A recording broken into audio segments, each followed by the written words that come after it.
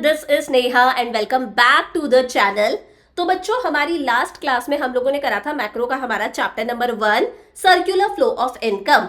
अब आज से हम लोग स्टार्ट कर रहे हैं हमारी बिजनेस स्टडीज एंड आज हमें करना है हमारे टाइम टेबल के अकॉर्डिंग बीएसटी का chapter number 1 nature and significance of management. Again ये एक वन शॉट लेक्चर है, एक ही वीडियो में हम लोग ये पूरा चैप्टर कंप्लीट करेंगे, वो भी काफी डिटेल में, सारे एग्जांपल्स के साथ में, बहुत डिटेल से, बहुत प्यार से हम लोग ये चैप्टर हमारा कंप्लीट करेंगे। प्लस देखो, जितने भी नोट्स मैं यहाँ पर यूज करूंगी, ये सारे नोट्स मैंने आपके एनसीईआरटी से बनाए हैं।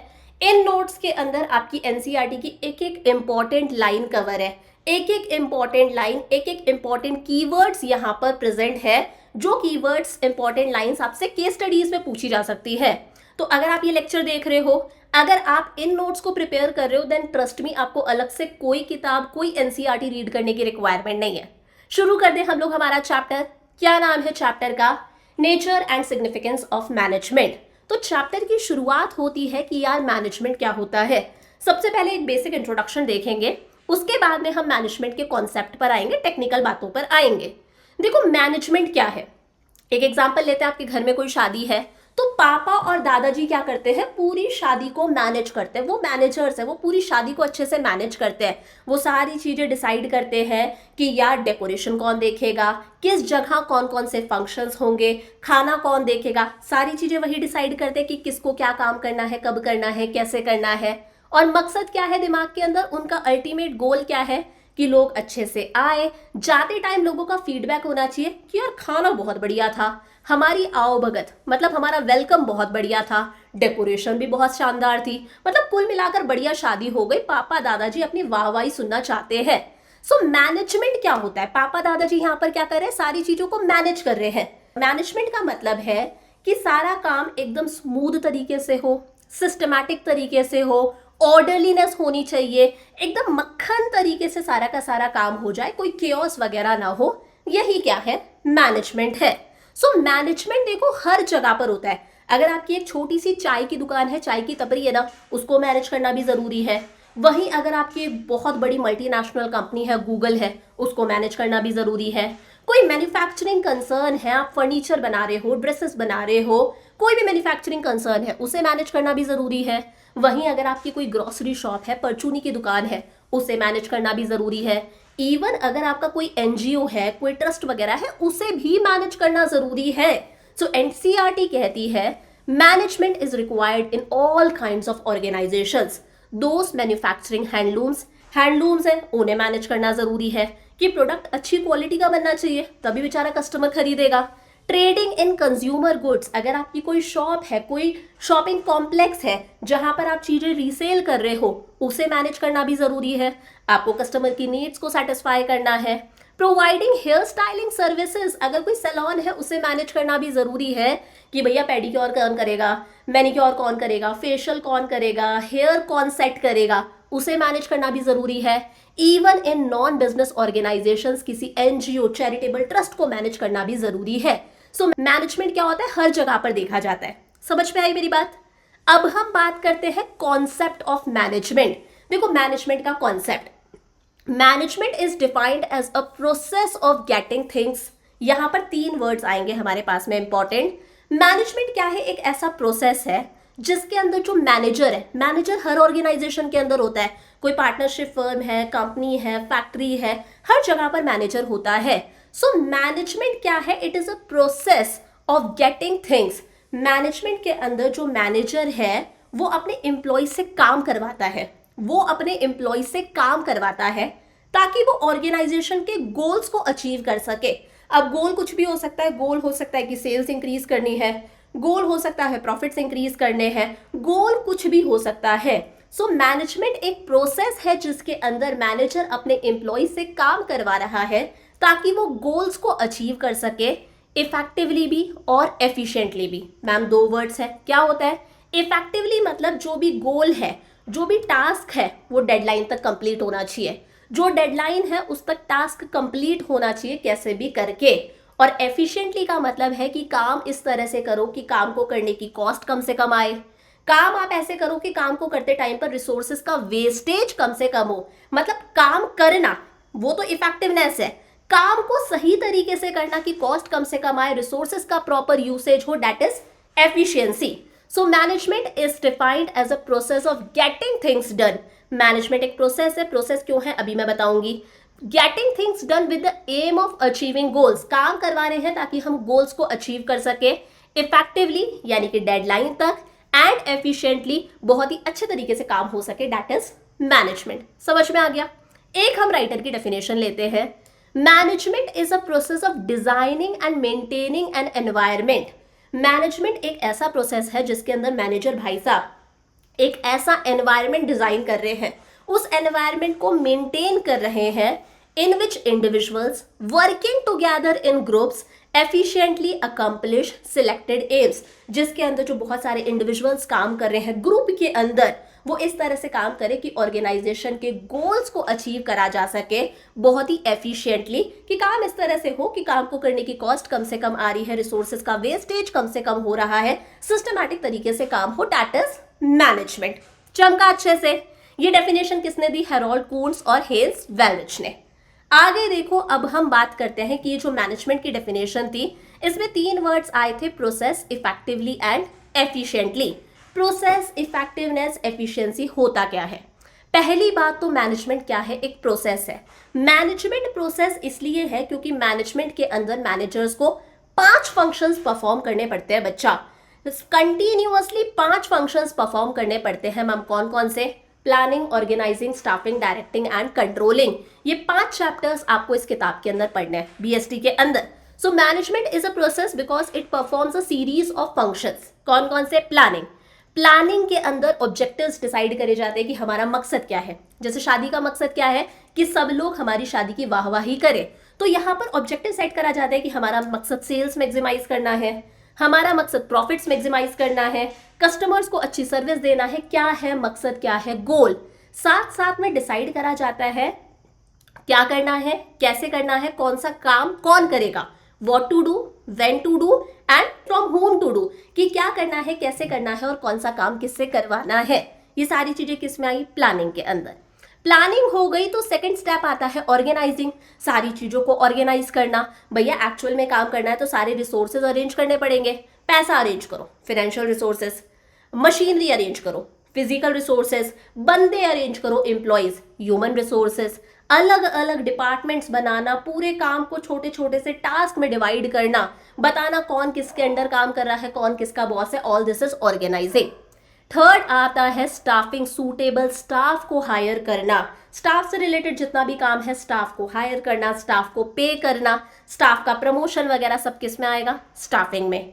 फोर्थ है डायरेक्टिंग. स्टाफ को आपको इंस्ट्रक्शंस देने पड़ेंगे, आपको उसे डायरेक्ट करना पड़ेगा, बताना पड़ेगा क्या करना है, कैसे करना है, तब जाके वो काम करेगा ना. तो स्टाफ को डायरेक्शन देना, उस पर नजर रखना, उसे सुपरवाइज करना कि वो सही से काम कर रहा है ना, उसे टाइम टू टाइम मोटिवेट करना. ये सारी चीजें किस में आती है? डायरेक्टिंग के अंदर. और लास्ट स्टेप आता है हमारे पास में कंट्रोलिंग. ये देखना कि प्लानिंग के अंदर हम लोगों ने क्या करा था? एक टारगेट सेट करा था कि हमारा गोल ये है, हमें हमारी सेल्स को इंक्रीज करना है 10% से. कंट्रोलिंग में देखना कि यार हमारी एक्चुअल परफॉर्मेंस क्या रही है, हम लोगों ने हमारे टारगेट्स के अकॉर्डिंग काम तो करा है ना. हमारा टारगेट था कि हमें हमारी सेल्स को 10% से इंक्रीज करना है, एक्चुअल में हम सेल्स 8% से ही इंक्रीज कर पाए. डिफरेंस आ रहा है तो देखना यार ये डिफरेंस क्यों आ रहा है, करेक्टिव एक्शंस लेना. All this is controlling. So management क्या है? प्रोसेस है, क्योंकि इसमें 5 स्टेप्स आ रहे हैं. समझ में आया. सेकेंड था इफेक्टिवनेस एंड एफिशिएंसी. इफेक्टिवनेस अभी मैंने बताया था, जो भी गिवन टास्क आपको दे रखा है उस टास्क को कैसे भी करके कंप्लीट करना डेडलाइन तक. सो बीइंग इफेक्टिव और doing work effectively means finishing the given task. सीधी सी बात है. Effectiveness in management is concern with doing the right task. सही टास्क को परफॉर्म करना, जो काम आपसे बोला है उस काम को करना, एक्टिविटीज कंप्लीट करना, गोल्स अचीव करना. मतलब सिर्फ एंड रिजल्ट से हमें मतलब है, जो काम दिया गया है वो काम कंप्लीट कर लो, दैट इज इफेक्टिवनेस. वहीं एफिशिएंसी का मतलब क्या है? Doing the task correctly. Task को सही तरीके से करना. आप काम ऐसे करो कि काम को करते टाइम पर कॉस्ट कम से कम आनी चाहिए, रिसोर्सेज का प्रॉपर यूसेज करो, रिसोर्सेज का कोई वेस्टेज नहीं होना चाहिए. रिसोर्सेज मतलब पैसा भी, फाइनेंशियल रिसोर्सेज, मशीनें वगैरह, फिजिकल रिसोर्सेज, हमारी लेबर का यूसेज प्रॉपर होना चाहिए, ह्यूमन रिसोर्सेज का कोई वेस्टेज नहीं होना चाहिए। सो यहाँ पर होता है कॉस्ट बेनिफिट एनालिसिस कि काम आप ऐसे करो कि काम को करने की कॉस्ट कम से कम आए और हमें बेनिफिट्स ज्यादा से ज्यादा मिले, कम इनपुट्स के अंदर ज्यादा आउटपुट प्रोड्यूस कर देना, दिस इज एफिशिएंसी। चमका अच्छे से? तो हमें क्लियर हो गया मैनेजमेंट होता क्या है और तीनों इंपॉर्टेंट वर्ड्स भी क्लियर है। अब बात आती है इफेक्टिवनेस और एफिशिएंसी में डिफरेंस क्या होता है। देखो, एक क्वेश्चन इफेक्टिवनेस और एफिशिएंसी का आता ही है, तो ये कॉन्सेप्ट आपका अच्छे से क्लियर होना चाहिए। मीनिंग क्या है इफेक्टिवनेस का? Completing the task on time, time तक काम कंप्लीट होना चाहिए। मैटर नहीं करता कि काम को करने की कॉस्ट क्या आ रही है, रिसोर्सेज का वेस्टेज हो रहा है नहीं हो रहा, कोई चीज मैटर नहीं करती, बस टाइम पर टास्क कंप्लीट होना चाहिए, दैट इज इफेक्टिवनेस। वहीं completing the task with minimum cost and optimum यानी कि proper utilisation of resources is efficiency. चमक गया? ऑब्जेक्टिव क्या है? इसका मकसद है गोल को अचीव करना। एफिशिएंसी का मकसद है कॉस्ट बेनिफिट एनालिसिस की काम को करने की कॉस्ट कम से कम आए और बेनिफिट्स ज्यादा से ज्यादा होने चाहिए। मेन कंसिडरेशन क्या है यहाँ पर? मेन काम है डूइंग द राइट टास्क, सही टास्क आपको परफॉर्म करना है जो टास्क आपको दिया गया था। एफिशिएंसी का मतलब है doing the task in right way, काम को सही तरीके से करना कि कॉस्ट कम आए, that is efficiency. Easy PG हो गया। आगे बात आती है इफेक्टिवनेस वर्सेस एफिशिएंसी। देखो, इफेक्टिवनेस और एफिशिएंसी दोनों ऐसी चीजें हैं कि अगर हम एक को चूज करें तो काम नहीं चलेगा, हमें दोनों के बीच में बैलेंस रखना पड़ता है। बोलते हैं ना, two sides of the same coin, एक ही सिक्के के ये दो पहलू हैं। इफेक्टिवनेस का मतलब है कंप्लीटिंग द टास्क, बट मान लो आप टास्क कंप्लीट कर रहे हो और टास्क को कंप्लीट करते टाइम पर आपका कॉस्ट बहुत ज़्यादा आ रही है, रिसोर्सेज का बहुत ज़्यादा वेस्टेज हो रहा है, तो क्या कोई सेंस बनता है? सेंस नहीं बनता। इफेक्टिवनेस भी होनी चाहिए प्लस साथ साथ में एफिशिएंसी भी होनी चाहिए, there should be balance between the two. Effectiveness means completing the task, but it is not enough to just complete the task, it must be done with minimum cost, cost कम से कम आए, without any wastage of resources. So effectiveness और efficiency दोनों equally important है। Manager को दोनों के बीच में बैलेंस बना के रखना पड़ता है, तब जाके ऑर्गेनाइजेशन में सारा काम सिस्टमैटिकली होगा। समझ में आ गई मेरी बातें? तो हम लोगों ने मैनेजमेंट का पूरा कॉन्सेप्ट डिस्कस कर लिया। अब आगे हम लोग बात करते हैं कैरेक्टरिस्टिक्स ऑफ मैनेजमेंट। आप कैरेक्टरिस्टिक्स भी बोल सकते हो, आप फीचर्स भी बोल सकते हो, आप नेचर भी बोल सकते हो, कुछ भी एग्जाम में लिखा हुआ आ सकता है। वन बाय वन डिस्कस करते हैं। पहला है management is a goal oriented process. देखो, किसी भी ऑर्गेनाइजेशन को मैनेज ही क्यों करा जाता है? ताकि ऑर्गेनाइजेशन के गोल्स को अचीव करा जा सके। हर ऑर्गेनाइजेशन अगर सेटअप हुआ है तो उसका कोई गोल है। स्कूल का गोल है बच्चों को पढ़ाना, हॉस्पिटल का गोल है पेशेंट्स को ट्रीट करना, एनजीओ का गोल है सोसाइटी को सर्व करना, बिजनेस का गोल है प्रॉफिट्स मैक्सिमाइज करना। सो हर ऑर्गेनाइजेशन के कुछ बेसिक गोल्स होते हैं, वही रीजन है उसकी एग्जिस्टेंस का। पहली बात तो ये गोल्स एकदम सिंपल और क्लियरली स्टेटेड होने चाहिए। आप क्लियरली बता दो कि आपके ऑर्गेनाइजेशन का गोल क्या है। सारे एम्प्लॉयज को बता दो कि हमारा गोल है भैया, हमें सेल्स को मैक्सिमाइज करना है 10% से, हमें सेल्स बढ़ानी है 10% से। उसके बाद में मैनेजर का काम क्या होता है? सारे एम्प्लॉयज के एफर्ट्स को एक डायरेक्शन में लेकर जाना, और वो डायरेक्शन क्या है कि भैया तुम्हारा पर्पस है कि हमें सेल्स बढ़ानी है 10% से। मैनेजर का काम है वो अलग अलग इंडिविजुअल्स के एफर्ट्स को एक डायरेक्शन में लेकर जाएगा ताकि ऑर्गेनाइजेशन के गोल्स को अचीव करा जा सके। सबका कोई ना कोई गोल है। चाय की दुकान है तो उसका भी गोल है कि भैया मुझे ज्यादा से ज्यादा चाय बेचनी है, तभी वो पैसा कमा सकता है। सो मैनेजमेंट क्या करता है? Unites the efforts of different individuals in the organisation. क्यों? Towards achieving these goals. पहला क्लियर है, management is a goal oriented process. Second आता है management is all pervasive. All pervasive मतलब मैनेजमेंट हर जगह होता है। देखो, अगर कोई इकोनॉमिक ऑर्गेनाइजेशन है, मतलब कोई बिजनेस वगैरह है जिसका पर्पस पैसा कमाना है, गूगल है, चाय की दुकान है, कुछ भी है, उसको मैनेज करना भी जरूरी है। कोई सोशल कंसर्न है, सोशल ऑर्गेनाइजेशन है, फॉर एग्जांपल एनजीओ है, ट्रस्ट वगैरह है, उसे भी मैनेज करना जरूरी है। प्लस कोई पॉलिटिकल ऑर्गेनाइजेशन है, पार्टी वगैरह है, उसे भी मैनेज करना जरूरी है। मैनेजमेंट हर जगह होता है।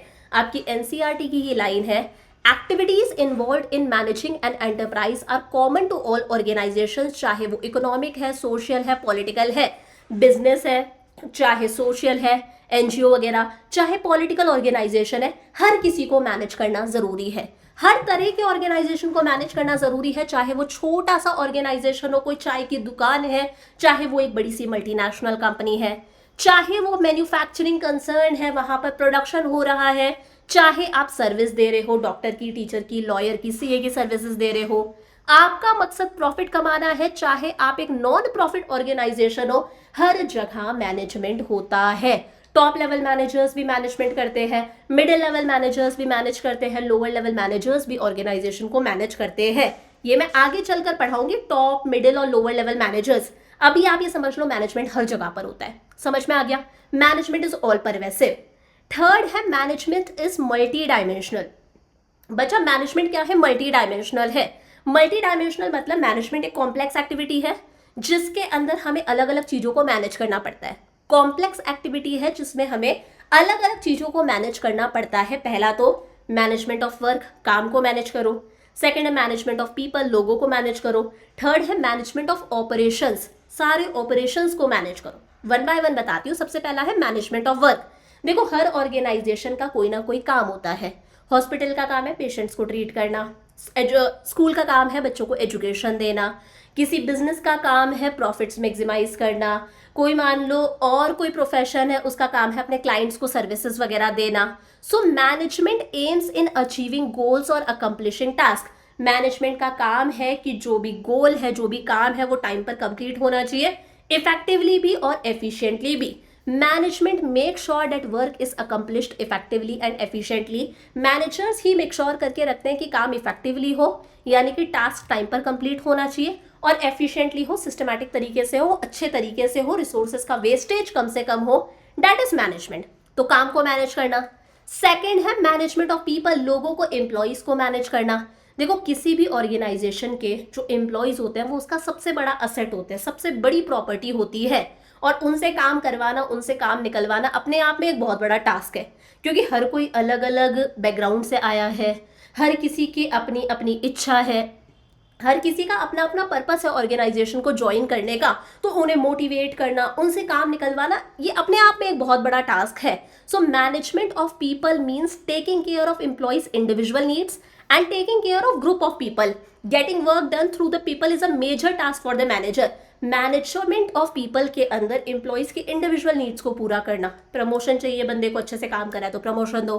इंक्रीमेंट मांग रहा है, लग रहा है यार इंक्रीमेंट देना चाहिए, सैलरी बढ़ानी चाहिए, इंक्रीमेंट दो। वो चाहता है उसकी वाहवाही हो, उसने कुछ अच्छा कर दिया तो डेमो बोर्ड पे उसकी फोटो लगाओ, सबके सामने सबसे ताली बजवा दो उसके लिए। ये सारी चीजें आपको करनी पड़ेगी। एम्प्लॉयज की इंडिविजुअल नीड्स को भी दिमाग में रखना है। प्लस जब आप किसी एक इंडिविजुअल एम्प्लॉय की नीड को पूरा कर रहे हो, दूसरे एम्प्लॉयज को ये नहीं लगना चाहिए कि यार पार्शियलिटी हो रही है, आप एक पर्टिकुलर एम्प्लॉय को ज्यादा फेवर कर रहे हो। ग्रुप का भी आपको ध्यान रखना है। That is management of people. और थर्ड आता है मैनेजमेंट ऑफ ऑपरेशंस। देखो हर ऑर्गेनाइजेशन के अंदर एक साइकिल चलती है। साइकिल क्या है? सबसे पहले इनपुट्स आते हैं, मतलब रॉ मटेरियल आता है। फॉर एग्जाम्पल वुड्स आई, फेविकॉल वगैरह आया, सारी चीजें आई, टेक्नोलॉजी लगती है, मशीनें वगैरह लगती हैं, और उससे आप क्या बना देते हो? डिजायर्ड आउटपुट बना देते हो। वुड से, फेविकॉल से, सनमाइका से आपने बढ़िया सा एक सोफा सेट बना दिया। सो हर ऑर्गेनाइजेशन का एक प्रोडक्शन प्रोसेस होता है जिसके अंदर इनपुट्स का फ्लो होता है, रॉ मटेरियल का, टेक्नोलॉजी लगती है, और उन इनपुट्स को आप किस में ट्रांसफॉर्म कर देते हो? आउटपुट्स में ट्रांसफॉर्म कर देते हो। वो आउटपुट कौन खरीदेगा? कंज्यूमर खरीदेगा। सो जब हम मैनेजमेंट ऑफ वर्क कर रहे हैं, काम का मैनेजमेंट हो रहा है और लोगों का मैनेजमेंट हो रहा है, तब मैनेजमेंट ऑफ ऑपरेशंस अपने आप अच्छे से हो जाता है। This is interlinked with both the management of work and the management of people. याद रखने वाली बात है कि मैनेजमेंट ऑफ ऑपरेशंस अपने आप हो जाएगा। ये किससे लिंक है? अगर आप काम को और लोगों को मैनेज कर रहे हो तो सारे ऑपरेशंस अपने आप ही मैनेज हो जाते हैं। समझ में आया? तो हम लोगों ने 3 पढ़ लिए। पहला, management is a goal oriented process. Management हर जगह है, it is all pervasive. Management multi dimensional है, management of work, management of people and management of operations. Fourth है भैया management is a continuous process. Manager को 5 functions perform करने पड़ते हैं, 5 सेपरेट फंक्शंस। पहले प्लानिंग होती है, डिसाइड करा जाता है हमारा ऑब्जेक्टिव क्या है, देखते हैं हम क्या करना है, कैसे करना है, कब करना है, कौन सा काम किससे करवाना है, what to do, how to do, when to do, from whom to do, सारी चीज़ों को ऑर्गेनाइज करो, सिस्टमैटिकली अरेंज करो, सारे रिसोर्सेज, डिपार्टमेंट्स वगैरह बनाओ, स्टाफ हायर करो, स्टाफ को डायरेक्शन दो, चीज़ों को कंट्रोल करना है। सो मैनेजमेंट एक कॉन्टिन्यूअस प्रोसेस है, क्योंकि यहाँ पर series of continuous composite functions management को परफॉर्म करने पड़ते हैं। और कई बार मैनेजर्स एक साथ सारे फंक्शंस परफॉर्म कर रहे होते हैं। फॉर एग्जाम्पल, किसी चीज़ की प्लानिंग कर रहे हैं, कोई फ्यूचर इवेंट की प्लानिंग कर रहे हैं, साथ साथ में स्टाफ भी हायर कर रहे हैं, पुराने स्टाफ को डायरेक्शन इंस्ट्रक्शंस भी दे रहे हैं, चीज़ें ऑर्गेनाइज करी जा रही हैं, पुरानी चीज़ों को कंट्रोल करा जा रहा है। So these functions are simultaneously performed by all managers all the time. एक एनसीईआरटी की बहुत इंपॉर्टेंट लाइन है, some days a manager may spend more time in planning a future exhibition and or another day a manager may spend more time in sorting out an employee's problem। कई बार होता है किसी दिन तो manager जो है वो मान लो फ्यूचर की किसी एग्जीबिशन की प्लानिंग कर रही है, और हो सकता है अगले ही दिन वो किसी एम्प्लॉय की प्रॉब्लम सॉल्व कर रही हो। तो कभी प्लानिंग हो रही है, कभी स्टाफिंग हो रही है। मैनेजमेंट एक कॉन्टिन्यूअस प्रोसेस है। फिफ्थ आता है management is a group activity. क्या एक अकेला बंदा पूरे ऑर्गेनाइजेशन को मैनेज कर सकता है? नहीं कर सकता। An organisation is a collection of diverse individuals जिनकी अलग अलग नीड्स हैं। बहुत सारे अलग अलग लोग हैं जिनकी अपनी अपनी अलग अलग नीड है। इन्होंने अपनी अपनी इच्छा को पूरा करने के लिए ऑर्गेनाइजेशन को ज्वाइन करा है। किसे अच्छा पैसा चाहिए, किसी के हो सकता है वो कंपनी उसके घर के पास हो, ट्रांसपोर्टेशन कॉस्ट कम लग रही है तो उसने वो कंपनी ज्वाइन कर ली हो। किसी के पास में भैया टाइम पास के लिए उसने ऑर्गेनाइजेशन ज्वाइन करा है, उसके पास में बहुत पैसा है लेकिन घर में मन नहीं लगता। So every member of the group has different purpose for joining the organisation. But manager का काम है सब लोगों के एफर्ट्स को एक डायरेक्शन में लेकर चलना, कि होंगी तुम्हारी इंडिविजुअल नीड्स, तुम्हारा यहाँ पर एक कॉमन पर्पस है कि तुम्हें ऑर्गेनाइजेशन के गोल्स को अचीव करना है। So but as a member of the organisation वो काम करते हैं क्यों? Towards fulfilling the common organisational goals, क्योंकि उनका काम है ऑर्गेनाइजेशन के गोल्स को फुलफिल करना। सो मैनेजमेंट एक ग्रुप एक्टिविटी है। फिर management is a dynamic function. देखो, बिजनेस का जो एनवायरमेंट होता है, बिजनेस के इर्द गिर्द जो एनवायरमेंट है वो डायनेमिक होता है। मैम डायनेमिक मतलब इट कीप्स ऑन चेंजिंग। कभी सरकार बदल जाती है, कभी सरकार जीएसटी ले आती है, कभी कोविड जैसी कोई सिचुएशन आ जाती है, कभी टैक्सेस के अंदर कोई चेंज आ जाता है, कभी टेक्नोलॉजी में कोई चेंज आ जाता है, कभी कस्टमर का टेस्ट बदल जाता है, कस्टमर नई चीज की डिमांड करने लग जाता है। सो आपको अपने बिजनेस के अंदर भी चेंजेस लेकर आने पड़ेंगे। अगर एनवायरनमेंट बदल रहा है और आप अपने बिजनेस में चेंज नहीं लेकर आ पा रहे तो आप कैसे सर्वाइव करोगे? सो मैनेजमेंट एक डायनेमिक फंक्शन है, यानी कि अगर बिजनेस के एनवायरनमेंट में कोई चेंज आता है तो आपको अपने बिजनेस के अंदर चेंज लेकर आना पड़ेगा। Management is a dynamic function and has to adapt itself to the changing environment. आपको चेंजिंग एनवायरनमेंट के अकॉर्डिंग अपने आप को बदलना पड़ेगा। एनवायरनमेंट जो है, बिजनेस जो है वो एनवायरनमेंट से इंटरेक्ट करता है, यानी कि एनवायरनमेंट में सोशल चीज़ें भी है कि लोगों का टेस्ट बदल रहा है, लोगों की प्रेफरेंसेस बदल रही है, वो किसी अलग चीज़ की डिमांड करने लग गए। इकोनॉमिक भी है, जैसे जीएसटी आ गया, सरकार ने टैक्सेस वगैरह में कोई चेंज कर दिया, या फिर पॉलिटिकल फैक्टर्स है, कोई जो पॉलिटिकल पार्टी है वो आपके बिजनेस को सपोर्ट नहीं कर रही, उसकी जो पॉलिसीज़ है वो आपके बिजनेस के अगेंस्ट है, या फिर उसकी पॉलिसीज़ आपके बिजनेस के फेवर में है। होता है ना, अलग अलग सरकारें अलग अलग तरह के बिजनेसेस को प्रमोट करती है। तो आपको अगर सक्सेसफुल रहना है तो आपको बदलते हुए एनवायरनमेंट के अकॉर्डिंग बिजनेस में चेंजेस लेकर आने पड़ेंगे। तो मैनेजमेंट एक डायनेमिक फंक्शन है।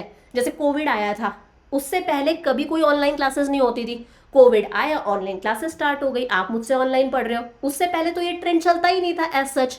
तो वही सक्सेसफुल होना है तो organisation must change itself and its goal. आपको अपने गोल्स भी बदलने पड़ेंगे एनवायरनमेंट के अकॉर्डिंग। जिस चीज की डिमांड कस्टमर कर रहा है वही चीज आपको बनानी पड़ेगी। ठीक है, कस्टमर एलईडी की डिमांड कर रहा है और आप वही अभी मॉनिटर वाला टीवी बेच रहे हो, तो कैसे काम चलेगा भैया? समझ पा रहे हो? लास्ट है management is an intangible force. Intangible मतलब एक ऐसी चीज जिसे आप टच नहीं कर सकते, आप सिर्फ महसूस कर सकते हो, सिर्फ फील कर सकते हो। मैं आपको जो पढ़ा रही हूँ उसे आप टच नहीं कर सकते, आप उसे फील कर सकते हो, महसूस कर सकते हो। सो मैनेजमेंट एक इनटेंजिबल फोर्स है that can not be seen, जिसे आप देख नहीं सकते, but it's presence can be felt.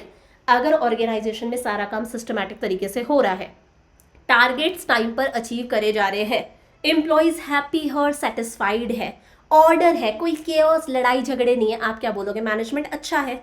किसी हॉस्पिटल में गए, फटाफट से आपका नंबर आ जाता है, आप बोलोगे बढ़िया मैनेजमेंट है।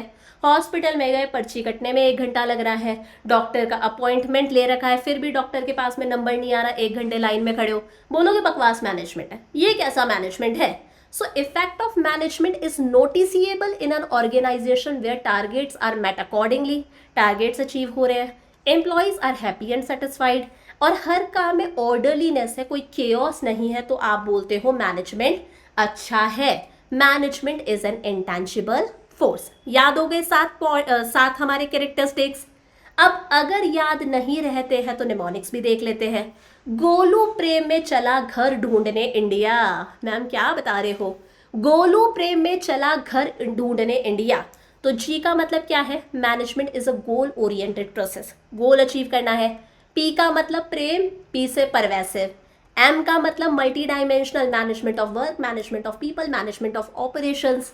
सी से हो गया कॉन्टिन्यूअस। जी से हो गया management is a group activity. ढूंढना, डी से हो गया it is a dynamic function, और आई से हो गया इंटेंजिबल फोर्स। गोलू प्रेम में चला घर ढूंढने इंडिया, याद रहेगा? गोलू प्रेम में चला घर ढूंढने इंडिया। हो गए याद? अगला आता है हमारे पास में ऑब्जेक्टिव्स ऑफ मैनेजमेंट। मैनेजमेंट के ऑब्जेक्टिव्स क्या है? मैनेजमेंट के ऑब्जेक्टिव्स को हम 3 कैटेगरीज में डिवाइड कर देते हैं। ऑब्जेक्टिव्स मतलब एम, गोल, मकसद, है ना? सो 3 ऑब्जेक्टिव्स है। पहला है ऑर्गेनाइजेशनल ऑब्जेक्टिव्स, सेकंड है सोशल ऑब्जेक्टिव्स, और थर्ड है पर्सनल ऑब्जेक्टिव्स। देखो, पर्सनल ऑब्जेक्टिव्स, ऑर्गेनाइजेशनल ऑब्जेक्टिव्स मतलब ऑर्गेनाइजेशन का क्या मकसद है? ऑर्गेनाइजेशन का मकसद क्या होता है? नया ऑर्गेनाइजेशन है तो मकसद है यार मैं सर्वाइव कर जाऊँ, इस कॉम्पिटिटिव एनवायरनमेंट में मैं सर्वाइव तो करूँ। सर्वाइव कर गया तो वो सोचता है यार मैं तो अच्छे प्रॉफिट्स अर्न करूँ। प्रॉफिट्स अर्न करने लग गया तो वो सोचता है यार मेरी ग्रोथ हो, मेरे नंबर ऑफ प्रोडक्ट्स इंक्रीज हो जाए, मेरी नई नई ब्रांचेस खुल जाए, नंबर ऑफ एम्प्लॉयज़ बढ़े, मैं तरक्की करूँ। ये ऑर्गेनाइजेशन के मकसद है। सेकेंड है सोशल ऑब्जेक्टिव्स, की बिजनेस की सोसाइटी के टूवर्ड्स भी एक जिम्मेदारी है ना, कि सोसाइटी को अच्छे क्वालिटी के प्रोडक्ट्स देना रीजनेबल प्राइस पर, एम्प्लॉयमेंट अपॉर्चुनिटीज जनरेट करना, है ना? स्पेशली जो सोसाइटी का वीकर सेक्शन है, जैसे अगर आप लोग लाइफस्टाइल जाते हो, मैक्स जाते हो, जूडियो जाते हो, तो आप लोगों ने देखा होगा वो स्पेशली एबल्ड लोगों को जॉब पे रखते हैं। कोई बेचारे सुन नहीं सकते, कोई बेचारे बोल नहीं सकते, वो उन्हें जॉब पर रखते हैं। तो वो एक वीकर सेक्शन को जॉब अपॉर्चुनिटीज दे रहे हैं। फॉर एग्जाम्पल कोई चैरिटी वगैरह कर दी, आप लोगों ने देखा होगा किसी बड़े बिजनेसमैन ने, किसी बड़े बिजनेस टाइकून ने को बहुत सारे लोगों की शादी करा दी, बहुत सारी बच्चियों की शादी करा दी, कुछ सोसाइटी के लिए करना, that is social objectives. Personal objectives अपने एम्प्लॉयज़ के लिए कुछ करना, एम्प्लॉयज़ की नीड्स को सेटिस्फाई करना, उन्हें अगर वो प्रमोशन के लायक है तो प्रमोशन देना, उनकी सैलरी में इंक्रीमेंट होना चाहिए तो उन्हें इंक्रीमेंट देना, इस तरह की चीज़ें करना, ये पर्सनल ऑब्जेक्टिव्स है। तो सबसे पहले आता है ऑर्गेनाइजेशनल ऑब्जेक्टिव। हर ऑर्गेनाइजेशन का ऑब्जेक्टिव है कि वो अपने इकोनॉमिक ऑब्जेक्टिव्स को पूरा कर सके। इकोनॉमिक मतलब पैसे से रिलेटेड है पूरी तरह से। किसी भी ऑर्गेनाइजेशन का मेन ऑब्जेक्टिव है कि वो अपने human resources, employees plus material resources यानी कि मशीन्स वगैरह को इस तरह से यूज में ले कि वो अपने इकोनॉमिक ऑब्जेक्टिव्स को पूरा कर सके। मैम कौन कौन से? पहला है नया ऑर्गेनाइजेशन है तो वो एटलीस्ट सर्वाइव कर जाए, सर्वाइव कर गया तो दूसरा आता है वो प्रॉफिट्स अर्न कर पाए, और प्रॉफिट्स अगर वो अर्न करने लग गया तो ऑर्गेनाइजेशन की क्या हो? ग्रोथ हो। तो 3 ऑर्गेनाइजेशनल ऑब्जेक्टिव्स है, सर्वाइवल, प्रॉफिट एंड ग्रोथ। पहला है सर्वाइवल, सबसे पहला मेन ऑर्गेनाइजेशन का ऑब्जेक्टिव होता है कि वो सर्वाइव कर जाए, अपने कॉम्पिटिटर्स के सामने सर्वाइव तो करे एटलीस्ट। और सर्वाइव करने के लिए ज़रूरी है कि भैया जितना पैसा उसने बिजनेस में लगाया है कम से कम उतना में तो सामान वो बेचे, मतलब प्रॉफिट्स ना हो, जितना पैसा उसने लगाया है उतना पैसा तो वो रिकवर कर ले। अगर इस पैन को बनाने की मेरी कॉस्ट आ रही है 7 रुपये, तो कम से कम मैं इस पैन को 7 रुपये में तो बेच पाऊँ। An organisation must earn enough revenue to cover cost, इतना तो कमा लो कि आप अपनी कॉस्ट कवर कर सको, तभी सर्वाइव करोगे, नहीं तो सर्वाइव ही नहीं करोगे, बिजनेस बंद कर दोगे। ठीक है, सर्वाइवल हो गया। सेकंड आता है प्रॉफिट्स अर्न करने हैं। सिर्फ सर्वाइवल करने के लिए थोड़ी ना बिजनेस खोला है, यहाँ पर कोई दान पुण्य करने थोड़ी ना बैठे हैं, आपका मकसद है प्रॉफिट्स अर्न करना। Profit provides a vital incentive for the continued successful operation of the enterprise. अगर आप प्रॉफिट कमाओगे ना तभी आप अपने ऑर्गेनाइजेशन को फ्यूचर में अच्छे से रन कर सकते हो। आपके बिजनेस की कंटिन्यूएशन के लिए ज़रूरी है कि आप प्रॉफिट्स कमाओ। प्रॉफिट्स कमाओगे तभी एम्प्लॉयज़ को सैलरी दे सकते हो, तभी बिजली पानी का बिल भर सकते हो, तभी आप सरकार को टैक्सेस दे सकते हो। सो प्रॉफिट एक बहुत वाइटल इंसेंटिव है ताकि आपका बिजनेस फ्यूचर में सक्सेसफुली चल सके, कंटिन्यूएशन के लिए ज़रूरी है।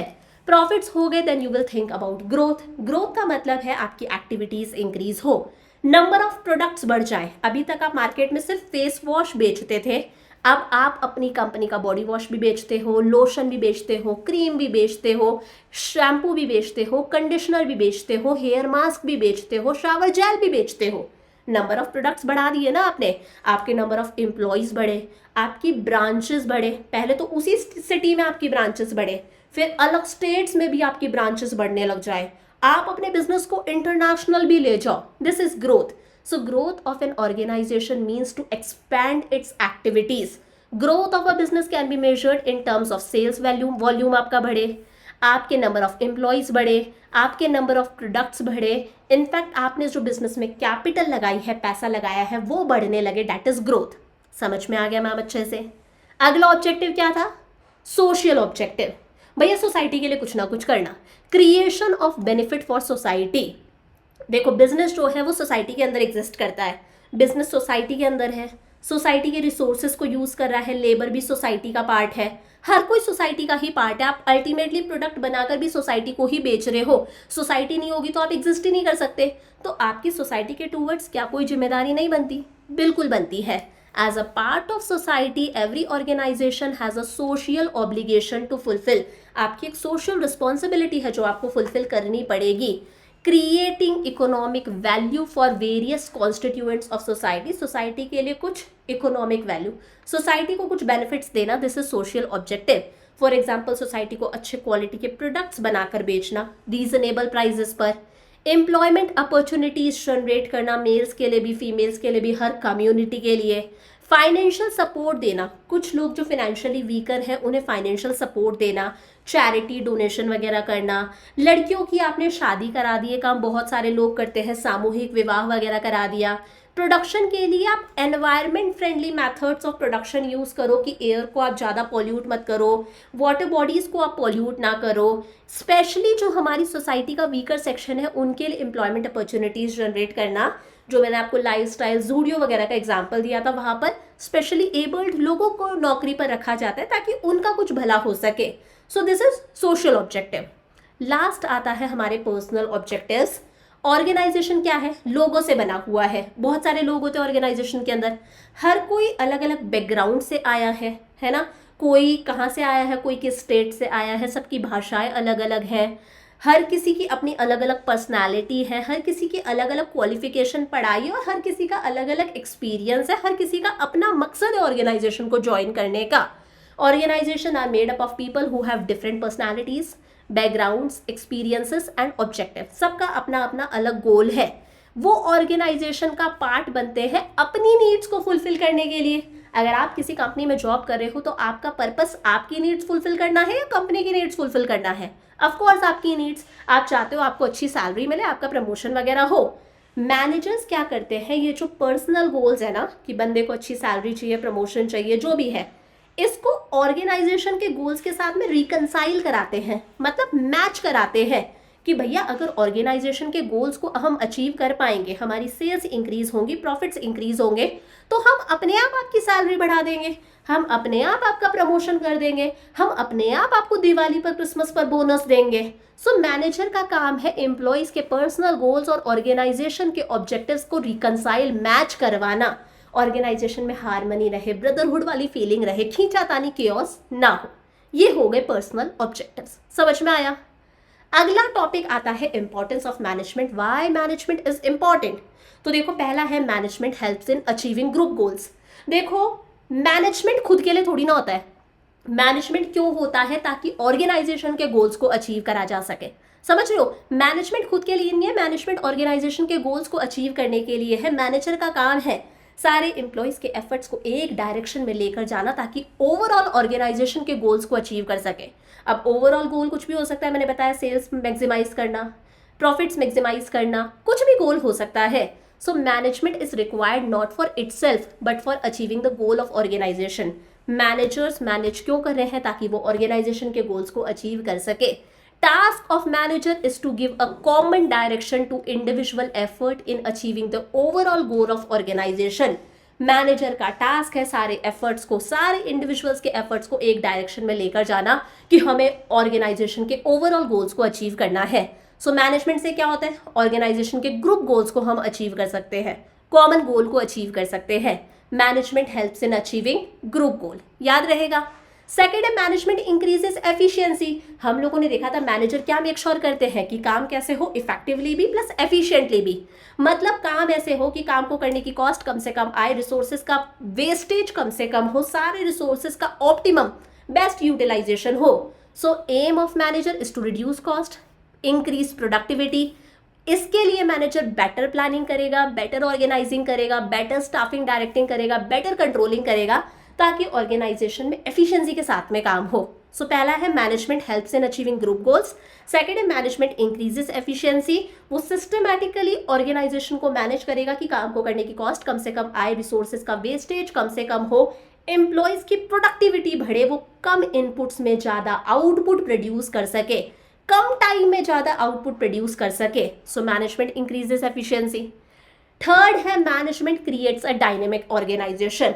मैंने बताया था ऑर्गेनाइजेशन एक एनवायरनमेंट में होता है और बिजनेस का जो एनवायरनमेंट है इट कीप्स ऑन चेंजिंग. जैसे कभी जीएसटी आया, सरकार जीएसटी लाई, कभी टैक्स लॉस चेंज हो जाते हैं, टैक्स की रेट्स चेंज होती है, कोविड जैसी सिचुएशन आई, कभी कस्टमर का टेस्ट बदल जाता है. कस्टमर बोलता है यार मुझे तो नैरो वाली जीन्स नहीं चाहिए, अब तो मुझे बेल बॉटम्स चाहिए, मुझे तो मॉम फिटेड जीन्स चाहिए. कई बार कॉस्मेटिक्स का ट्रेंड चेंज हो जाता है. पहले अलग कलर के लिप कलर्स चला करते थे, कुछ रेड पिंक वगैरह, अब न्यू लिप कलर्स चला करते हैं, गर्ल्स कैन रिलेट. तो भैया कस्टमर का टेस्ट बदलता रहता है. It is generally seen that individuals in an organisation resist change.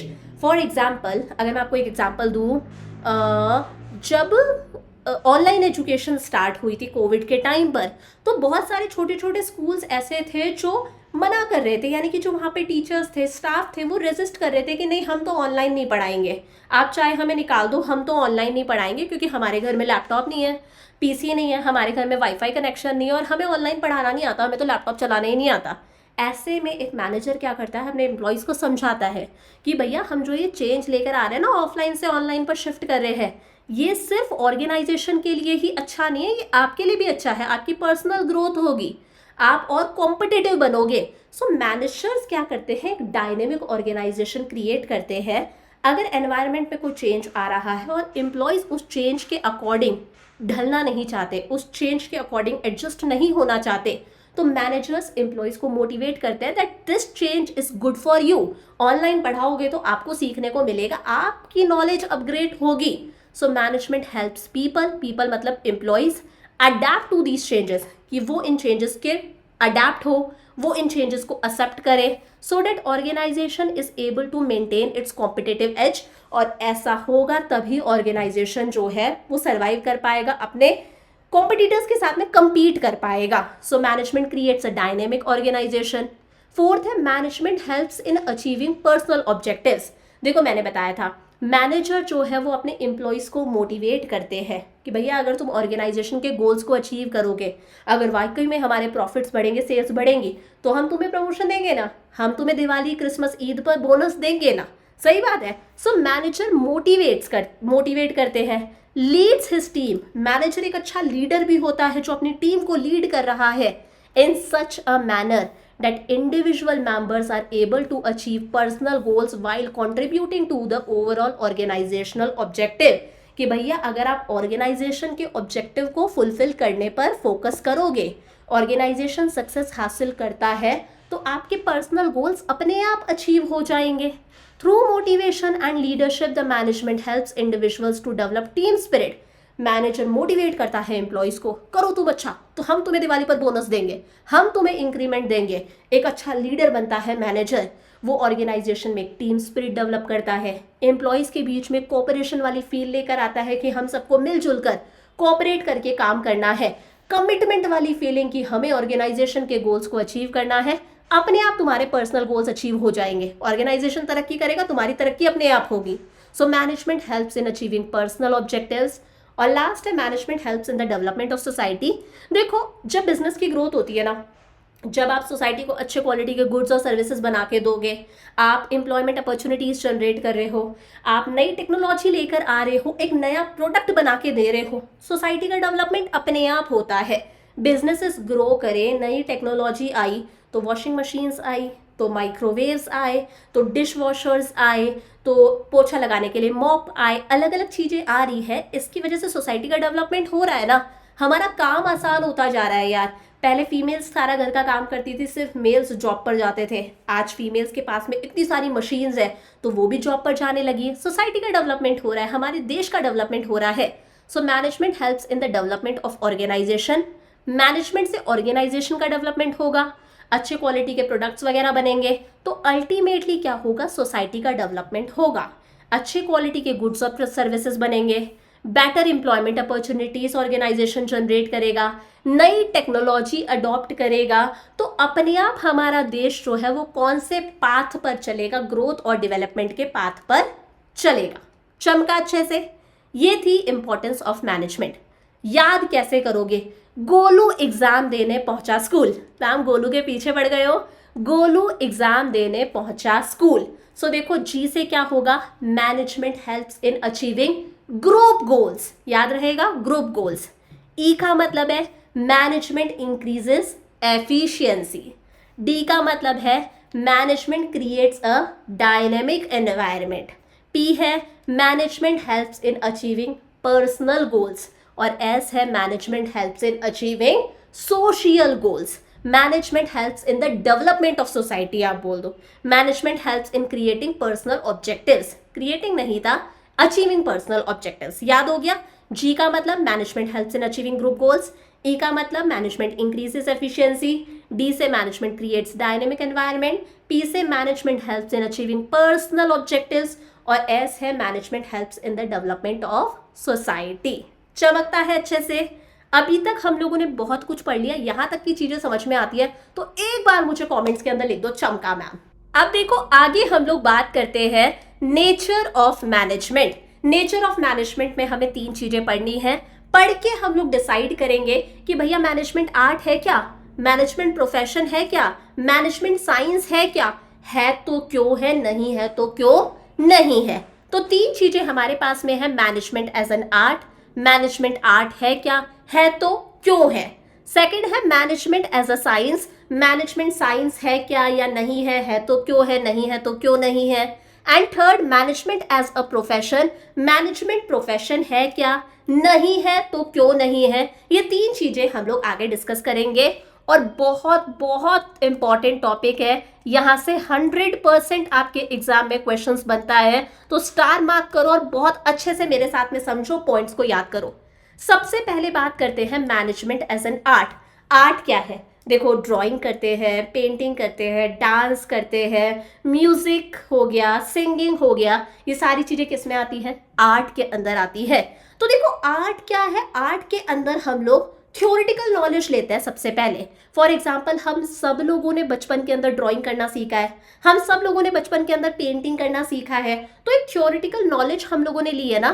Teacher ने बचपन में सिखाया था कि भैया जब ड्राइंग कर रहे हो, पेंटिंग कर रहे हो तो इस तरह से एक ही डायरेक्शन में चलो, ऐसा नहीं है कि कभी ऐसे चल रहे हो, कभी ऐसे चल रहे हो, कभी ऐसे चल रहे हो, ऐसे करोगे तो बड़ा भद्दा लगेगा। तो हम सब लोगों ने सेम तरह की थ्योरेटिकल नॉलेज ली है, लेकिन फिर भी उस थ्योरेटिकल नॉलेज को जब हम प्रेजेंट करते हैं, हम एक्चुअल में कोई ड्राइंग पेंटिंग करते हैं, तो सबका अपनी आर्ट को प्रेजेंट करने का तरीका अलग अलग होता है।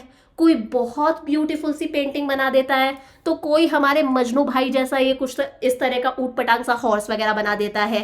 सो आर्ट क्या है, skilful and personal application of existing theoretical knowledge to achieve desired result. कि आपने कोई थ्योरेटिकल नॉलेज ली है, वो नॉलेज सबके लिए सेम है, लगभग सेम है, लेकिन अपनी आर्ट को प्रेजेंट करने का तरीका, शो करने का तरीका सबका अलग अलग है। आप अपनी स्किल्स डालते हो, अपनी क्रिएटिविटी दिखाते हो, पर्सनल एप्लीकेशन है। कोई कथक करता है, कोई भरतनाट्यम करता है, कोई एरियल बेली डांसिंग कर रहा है, कोई नॉर्मल बेली डांसिंग कर रहा है, सबका अपनी आर्ट को प्रेजेंट करने का तरीका अलग अलग है। आप अपनी स्किल्स दिखाते हो, आपका पर्सनलाइज्ड एप्लीकेशन है, आपने कुछ पर्सनल ऐड करा है, कंटेम्प्रेरी वगैरह कुछ ना कुछ ऐड करा है। So it can be achieved through study. आप पहले पढ़ते हो, थ्योरेटिकल नॉलेज लेते हो। अगर आपको डांस की पढ़ाई करनी है, म्यूजिक की पढ़ाई करनी है, तो उसके लिए बहुत सारा स्टडी मटेरियल अवेलेबल है, बहुत सारी किताबें अवेलेबल है। बहुत सारे लोग कथक में पीएचडी करते हैं, भरतनाट्यम में पीएचडी करते हैं, सिंगिंग में पीएचडी करते हैं। सो आप स्टडी कर सकते हो, बहुत सारा स्टडी मटेरियल बुक्स अवेलेबल है। ऑब्जर्वेशन एंड एक्सपीरियंस, आप ऑब्जर्व करते हो कि अच्छा ये इस तरह से डांस करता है, आप कुछ नया सीखते हो। आपका खुद का एक्सपीरियंस, खुद की प्रैक्टिस, खुद की क्रिएटिविटी, यहाँ पर पर्सनल एप्लीकेशन होता है नॉलेज का, कि सेम नॉलेज लेकर आपका अपनी नॉलेज को अप्लाई करने का तरीका अलग अलग है। समझ में आ गया? ये आर्ट है। हम सब टीचर्स ने सेम पढ़ाई करी है, ठीक है। इकोनॉमिक्स में आपको पढ़ाती हूँ, बीएसटी पढ़ाती हूँ, हम सब लोगों ने सेम बुक्स पढ़ी होगी, सेम पढ़ाई करी है, लेकिन हम सबका अपनी आर्ट को प्रेजेंट करने का तरीका अलग अलग है।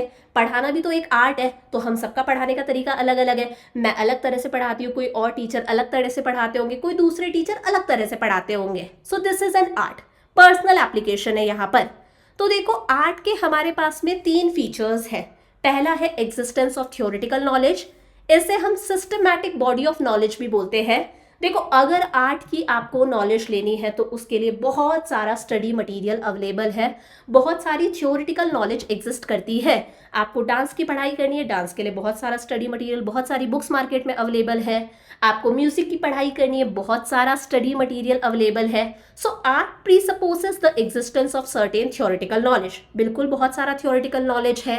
Applicable to a particular form of art, हर आर्ट का बहुत सारा स्टडी मटेरियल अवेलेबल है। जो भी उस फील्ड में एक्सपर्ट्स हैं, उन्होंने अपने अपने आइडियाज शेयर करे हैं, अपने अपने प्रिंसिपल्स शेयर करे हैं उस पर्टिकुलर आर्ट से रिलेटेड। तो आर्ट के लिए थ्योरेटिकल नॉलेज यानी कि सिस्टमैटिक बॉडी ऑफ नॉलेज, बहुत सारा स्टडी मटेरियल मार्केट में अवेलेबल है। सेम इसी तरह से मैनेजमेंट की अगर हम बात करें, अगर आपको मैनेजमेंट की पढ़ाई करनी है, उसके लिए भी बहुत सारा स्टडी मटेरियल अवेलेबल है। क्लास 11th में आप लोगों ने बीएसटी पढ़ा, 12th में पढ़ रहे हो, ग्रेजुएशन में पढ़ोगे, आगे चलकर आप एमबीए वगैरह करते हो, चाहे आप एमबीए कर रहे हो फाइनेंस में, मार्केटिंग के अंदर, ह्यूमन रिसोर्स के अंदर, हर जगह पर मैनेजमेंट की पढ़ाई के लिए बहुत सारा स्टडी मटेरियल अवेलेबल है, बहुत सारे प्रिंसिपल्स है, थ्योरीज वगैरह है। सो आर्ट का ये फीचर मैनेजमेंट में प्रेजेंट है या नहीं है? बिल्कुल प्रेजेंट है। आर्ट के लिए भी बहुत सारा स्टडी मटेरियल अवेलेबल है, मैनेजमेंट की पढ़ाई करने के लिए भी बहुत सारा स्टडी मटेरियल अवेलेबल है। There is a lot of literature available in various areas of management, चाहे मार्केटिंग हो, फाइनेंस हो, ह्यूमन रिसोर्सेज हो, which the manager has to specialise in, जिसके अंदर आपको स्पेशलाइजेशन हासिल करनी है, बहुत सारा स्टडी मटेरियल अवेलेबल है, थ्योरेटिकल नॉलेज है। So this feature of art is present in management, पहला फीचर प्रेजेंट है। सेकेंड फीचर आता है पर्सनलाइज्ड एप्लीकेशन। आर्ट ऐसी चीज है जहां पर पर्सनलाइज्ड एप्लीकेशन है। सब लोगों ने म्यूजिक के सेम नोट्स सीखे हैं, सा रे गा मा पा धा नि सा, सब लोगों ने सेम सीखे हैं। स्टिल सब लोगों का गाने का तरीका अलग अलग है। पर्सनलाइज्ड एप्लीकेशन है, कोई रैपिंग करता है, कोई बहुत सॉफ्टली स्वीटली गाता है, कोई चिल्ला चिल्ला के गाता है, सबका पर्सनलाइज्ड एप्लीकेशन है ना। ड्राइंग सब लोगों ने सेम सीखी है, कोई बहुत सुंदर बना रहा है, कुछ अटपटा सा बना देता है मजनू भाई जैसा। सो यूज ऑफ बेसिक नॉलेज जो है वो वरी करता है इंडिविजुअल टू इंडिविजुअल। हर कोई अपने आर्ट को अलग अलग तरह से प्रेजेंट करता है। 2 डांसर्स कभी सेम नहीं हो सकते, 2 टीचर्स का पढ़ाने का जो आर्ट है वो कभी सेम नहीं हो सकता। मैं अलग पढ़ाती हूँ, कोई दूसरा टीचर अलग पढ़ाता होगा, हालांकि हमारे पास में सेम नॉलेज है। सो ये पर्सनलाइज्ड कॉन्सेप्ट है। मैनेजमेंट के साथ में भी ऐसा ही है। सब मैनेजर्स ने लगभग सेम किताबें पढ़ी है, 11th 12th की सेम किताबें पढ़ी है, सब लोगों ने मैनेजमेंट की सेम थ्योरीज पढ़ी है, सेम प्रिंसिपल्स पढ़े हैं। आगे चल के जो बुक्स होती है ग्रेजुएशन पोस्ट ग्रेजुएशन लगभग सबकी सेम होती है, लेकिन हर मैनेजर का अपने ऑर्गेनाइजेशन को मैनेज करने का तरीका अलग अलग है। कोई बहुत रेप्यूटेड शानदार इंस्टीट्यूट से एमबीए करके भी ऑर्गेनाइजेशन को अच्छे से मैनेज नहीं कर सकता। कोई बेचारा 10th फेल अपने ऑर्गेनाइजेशन को मैनेज कर सकता है बिना डिग्री लिए भी। सो मैनेजर भी अपनी नॉलेज को अप्लाई करता है किसी भी इशू, किसी भी प्रॉब्लम को सॉल्व करने के लिए अपने यूनिक तरीके से। वो वहां पर अपनी प्रैक्टिस, उसने इतने साल जो प्रैक्टिस करी ऑर्गेनाइजेशन को मैनेज करने के लिए, अपनी क्रिएटिविटी लगाता है, अपनी इमेजिनेशन लगाता है, कुछ इनिशिएटिव लेता है, कुछ इनोवेशन नया करके अपने ऑर्गेनाइजेशन को मैनेज करता है। सो आर्ट के अंदर भी पर्सनल एप्लीकेशन है, आपका अपना अपना तरीका है आर्ट को प्रेजेंट करने का। मैनेजमेंट में भी पर्सनल एप्लीकेशन है, हर मैनेजर अपने ऑर्गेनाइजेशन को अपने यूनिक तरह से मैनेज करता है। So this feature of art is also present in management. चलो भैया, 2 फीचर्स प्रेजेंट है। थर्ड है based on practice and creativity. देखो आर्ट एक ऐसी चीज है, मुझे याद है मैं बचपन में बहुत अच्छी पेंटिंग करती थी, लेकिन जब मैं इस टीचिंग फील्ड के अंदर आई, लाइफ और आगे बढ़ती गई, मैंने वो पेंटिंग करना छोड़ दिया। अब आज मैं उतनी अच्छी पेंटिंग नहीं कर सकती, जाहिर सी बात है, क्योंकि अब मैं प्रैक्टिस नहीं करती, अब मेरी वो क्रिएटिविटी खत्म हो चुकी है। सो आर्ट एक ऐसी चीज है जो प्रैक्टिस पर बेस्ड है। अगर आप प्रैक्टिस करते रहोगे तो आप उसमें और एक्सेल करोगे। प्रैक्टिस करना आपने छोड़ दिया, आपका परफेक्शन वहीं खत्म हो जाएगा। डांस लोग करते हैं तो वो डेली प्रैक्टिस करते हैं, डेली रिहर्सल करते हैं, तभी तो पॉलिश आती है, तभी तो चमकते हैं। सो आर्ट के अंदर क्या है, क्रिएटिव प्रैक्टिस है। आपकी जो नॉलेज है आपको प्रैक्टिस करनी पड़ेगी। Without practice artist lost their perfection. Same ऐसा ही मैनेजर्स के साथ में है। मैनेजर्स भी मान लो लाख अच्छी डिग्री लेकर बैठे हैं बहुत अच्छे इंस्टीट्यूट से, लेकिन 10 साल से किसी ऑर्गेनाइजेशन में काम नहीं करा, घर बैठे हैं, तो क्या उन्हें ऑर्गेनाइजेशन को मैनेज करना आएगा? प्रैक्टिस नहीं करी, क्रिएटिविटी वगैरह सब खत्म हो गई। सो मैनेजर भी अपनी नॉलेज लगाता है, एक पर्सनलाइज्ड तरीके से अपनी स्किल्स लगाता है किसी ऑर्गेनाइजेशन को मैनेज करने के लिए, किसी गिवन सिचुएशन के साथ में डील करने के लिए। While working in an organisation he studies critical situations. जब वो किसी ऑर्गेनाइजेशन में काम करता है ना, तो वो अलग अलग क्रिटिकल सिचुएशंस फेस करता है, अलग अलग सर्कमस्टांसेस फेस करता है, वो अपनी खुद की थ्योरीज डेवलप करता है, खुद के प्रिंसिपल्स डेवलप करता है।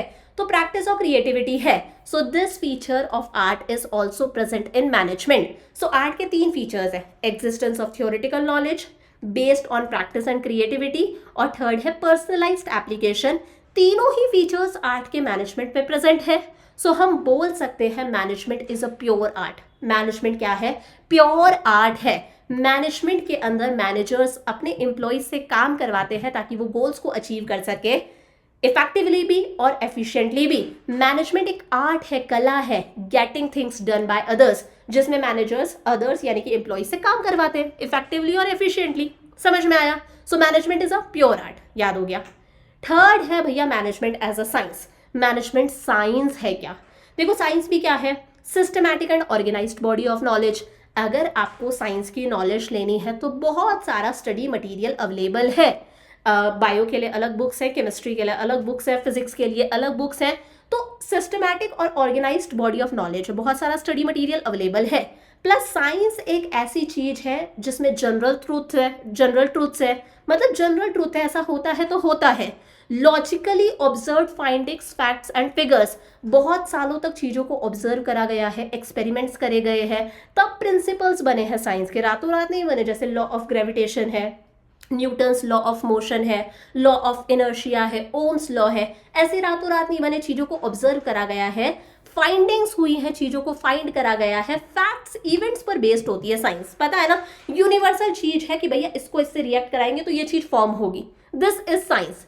तो देखो साइंस के कौन कौन से फीचर्स हैं। पहला है सिस्टमैटाइज्ड बॉडी ऑफ नॉलेज। साइंस को पढ़ने के लिए बहुत सारा स्टडी मटेरियल अवेलेबल है, ये आर्ट की तरह ही है। साइंस एक सिस्टमैटिक बॉडी ऑफ नॉलेज है, बहुत सारा सिस्टमैटिक स्टडी मटेरियल अवेलेबल है साइंस की नॉलेज लेने के लिए। समझ में आया? सेम ऐसे ही मैंने बताया मैनेजमेंट की अगर आपको पढ़ाई करनी है तो बहुत सारा स्टडी मटेरियल अवेलेबल है। मैनेजमेंट की अपनी थ्योरीज है, मैनेजमेंट के अपने प्रिंसिपल्स है। आप नेक्स्ट चैप्टर पढ़ोगे principles of management. So management की अपनी वोकैब्युलरी है, मैनेजमेंट की अपनी टर्म्स है। जब मैनेजर्स आपस में बात करते हैं ना बहुत सारे, तो वो एक अलग वोकैब्युलरी का यूज करते हैं। सो वही मैनेजमेंट की अपनी किताबें हैं, उन किताबों से उन्होंने वो वोकैब्युलरी सीखी है। ये एनसीईआरटी की लाइन है, management has its own vocabulary and managers need to communicate with one another with the help of a common vocabulary. क्यों है वोकैब्युलरी? क्योंकि मैनेजमेंट के लिए भी बहुत सारी बुक्स एग्जिस्ट करती है, स्टडी मटेरियल एग्जिस्ट करता है। So this feature of science is present in management. ठीक है मैम।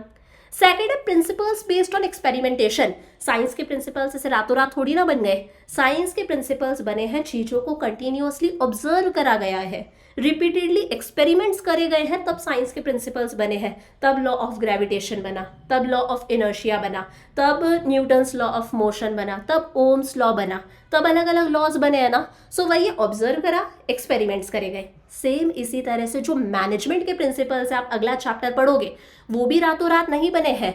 बहुत सारे मैनेजर्स वगैरह ने कंटिन्यूअसली चीजों को ऑब्जर्व करा, एम्प्लॉयज के ऊपर एक्सपेरिमेंट्स कर करके देखे हैं, तब जाके उन्होंने मैनेजमेंट के प्रिंसिपल्स डेवलप करे। जैसे एक प्रिंसिपल है डिवीजन ऑफ वर्क, कि ऑर्गेनाइजेशन का सारा काम आप एक ही बंदे से नहीं करवा सकते, आप सारे काम को टुकड़ों में डिवाइड कर दो। कि स्कूल का काम है पढ़ाना, तो ई को पढ़ाने का काम आपने एक टीचर को दे दिया, बीएसटी का एक को दे दिया, अकाउंट्स पढ़ाने का काम एक को दे दिया। आपने काम को डिवाइड कर दिया उन बंदों के क्वालिफिकेशन और एक्सपीरियंस के बेसिस पर, तो आपको ज़्यादा अच्छे रिजल्ट्स मिलेंगे। तो इसी तरह से जो मैनेजमेंट प्रिंसिपल्स हैं वो रातों रात नहीं बने हैं, रिपीटेडली एक्सपेरिमेंट्स करे हैं, चीज़ों को ऑब्जर्व करा गया है, तब मैनेजमेंट प्रिंसिपल्स बने हैं। लेकिन साइंस के प्रिंसिपल्स तो कैसे हैं भैया, ये चीज़ होती है तो होती है। मैनेजमेंट को किसके साथ में डील करना पड़ता है, ह्यूमन बींग्स के साथ में, एम्प्लॉयज़ के साथ में। ह्यूमन बींग्स ऐसी चीज़ है जिनके बिहेवियर को आप एक साथ प्रिडिक्ट नहीं कर सकते कि कल को ये बंदा क्या कर देगा, आपको नहीं पता, कल को वो बदल भी सकता है। ह्यूमन बिहेवियर को आप एडवांस में प्रिडिक्ट नहीं कर सकते। तो ये जो फीचर है ना साइंस का, ये मैनेजमेंट में प्रेजेंट है, लेकिन पूरी तरह से प्रेजेंट नहीं है, पार्शली प्रेजेंट है। This feature of science is partially present in management. So हम बोलते हैं मैनेजमेंट एग्जैक्ट साइंस नहीं है। मैनेजमेंट एग्जैक्ट साइंस नहीं है, मैनेजमेंट क्या है, इन एग्जैक्ट साइंस है। याद रहेगा, management is an in exact science. ये फीचर कैसा प्रेजेंट है, पार्शली प्रेजेंट है। राइट और रॉन्ग दोनों लगा दिया। थर्ड आता है यूनिवर्सल वैलिडिटी। साइंस के प्रिंसिपल्स यूनिवर्सल है, वो हर जगह अप्लाई होते हैं, इंडिया में करो, यूएसए में करो, कहीं पर भी करो, सब जगह अप्लाई होते हैं। सो scientific principles have universal validity and application. वहीं मैनेजमेंट प्रिंसिपल साइंस के प्रिंसिपल्स की तरह एग्जैक्ट नहीं होते, वो यूनिवर्सल एप्लीकेबिलिटी नहीं है, हर जगह अप्लाई नहीं होंगे। क्यों? क्योंकि मैनेजर्स को एम्प्लॉयज़ के साथ में डील करना पड़ रहा है, एम्प्लॉयज़ के बिहेवियर को आप एडवांस में प्रिडिक्ट नहीं कर सकते, और ऑब्वियस सी बात है आप एम्प्लॉयज़ का बिहेवियर अलग अलग है, तो मैनेजमेंट प्रिंसिपल्स को हमें सिचुएशन के अकॉर्डिंग मॉडिफाई करना पड़ता है, चेंज करना पड़ता है, आप एज इट इज अप्लाई नहीं कर सकते। साइंस का तो सिंपल सा है, इसको इससे रिएक्ट कराएंगे तो हमें पता है ये फॉर्म होगा, चाहे आप कहीं पर भी करके देख लो। लेकिन मैनेजमेंट एम्प्लॉयज़ के साथ में डील करता है, उनके बिहेवियर को आप प्रिडिक्ट नहीं कर सकते। अगर आप कोई प्रिंसिपल लगा रहे हो then they have to be modified according to a given situation. So this feature of science is not present in management. मतलब पहला फीचर प्रेजेंट था, सेकेंड फीचर पार्शली प्रेजेंट है हम लोगों ने देखा, और थर्ड फीचर प्रेजेंट ही नहीं है। सो हम बोलेंगे मैनेजमेंट एक प्योर साइंस नहीं है, मैनेजमेंट एक एग्जैक्ट साइंस नहीं है।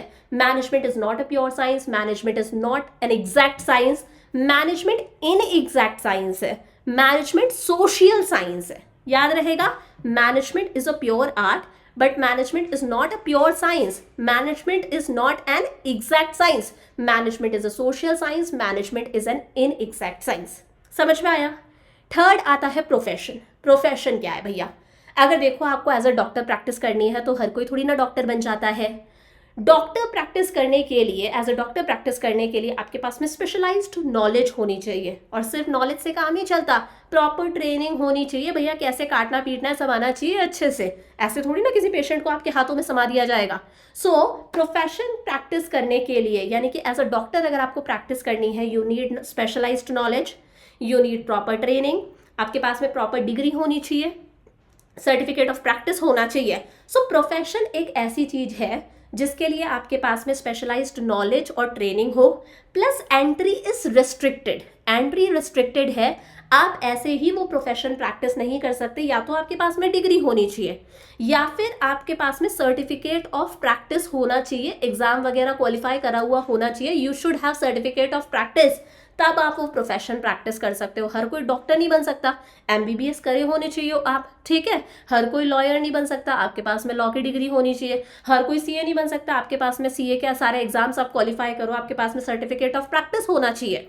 सो profession can be defined as an occupation backed by, मतलब जिसमें क्या जरूरी है, स्पेशलाइज्ड नॉलेज एंड ट्रेनिंग, और एंट्री इज रेस्ट्रिक्टेड।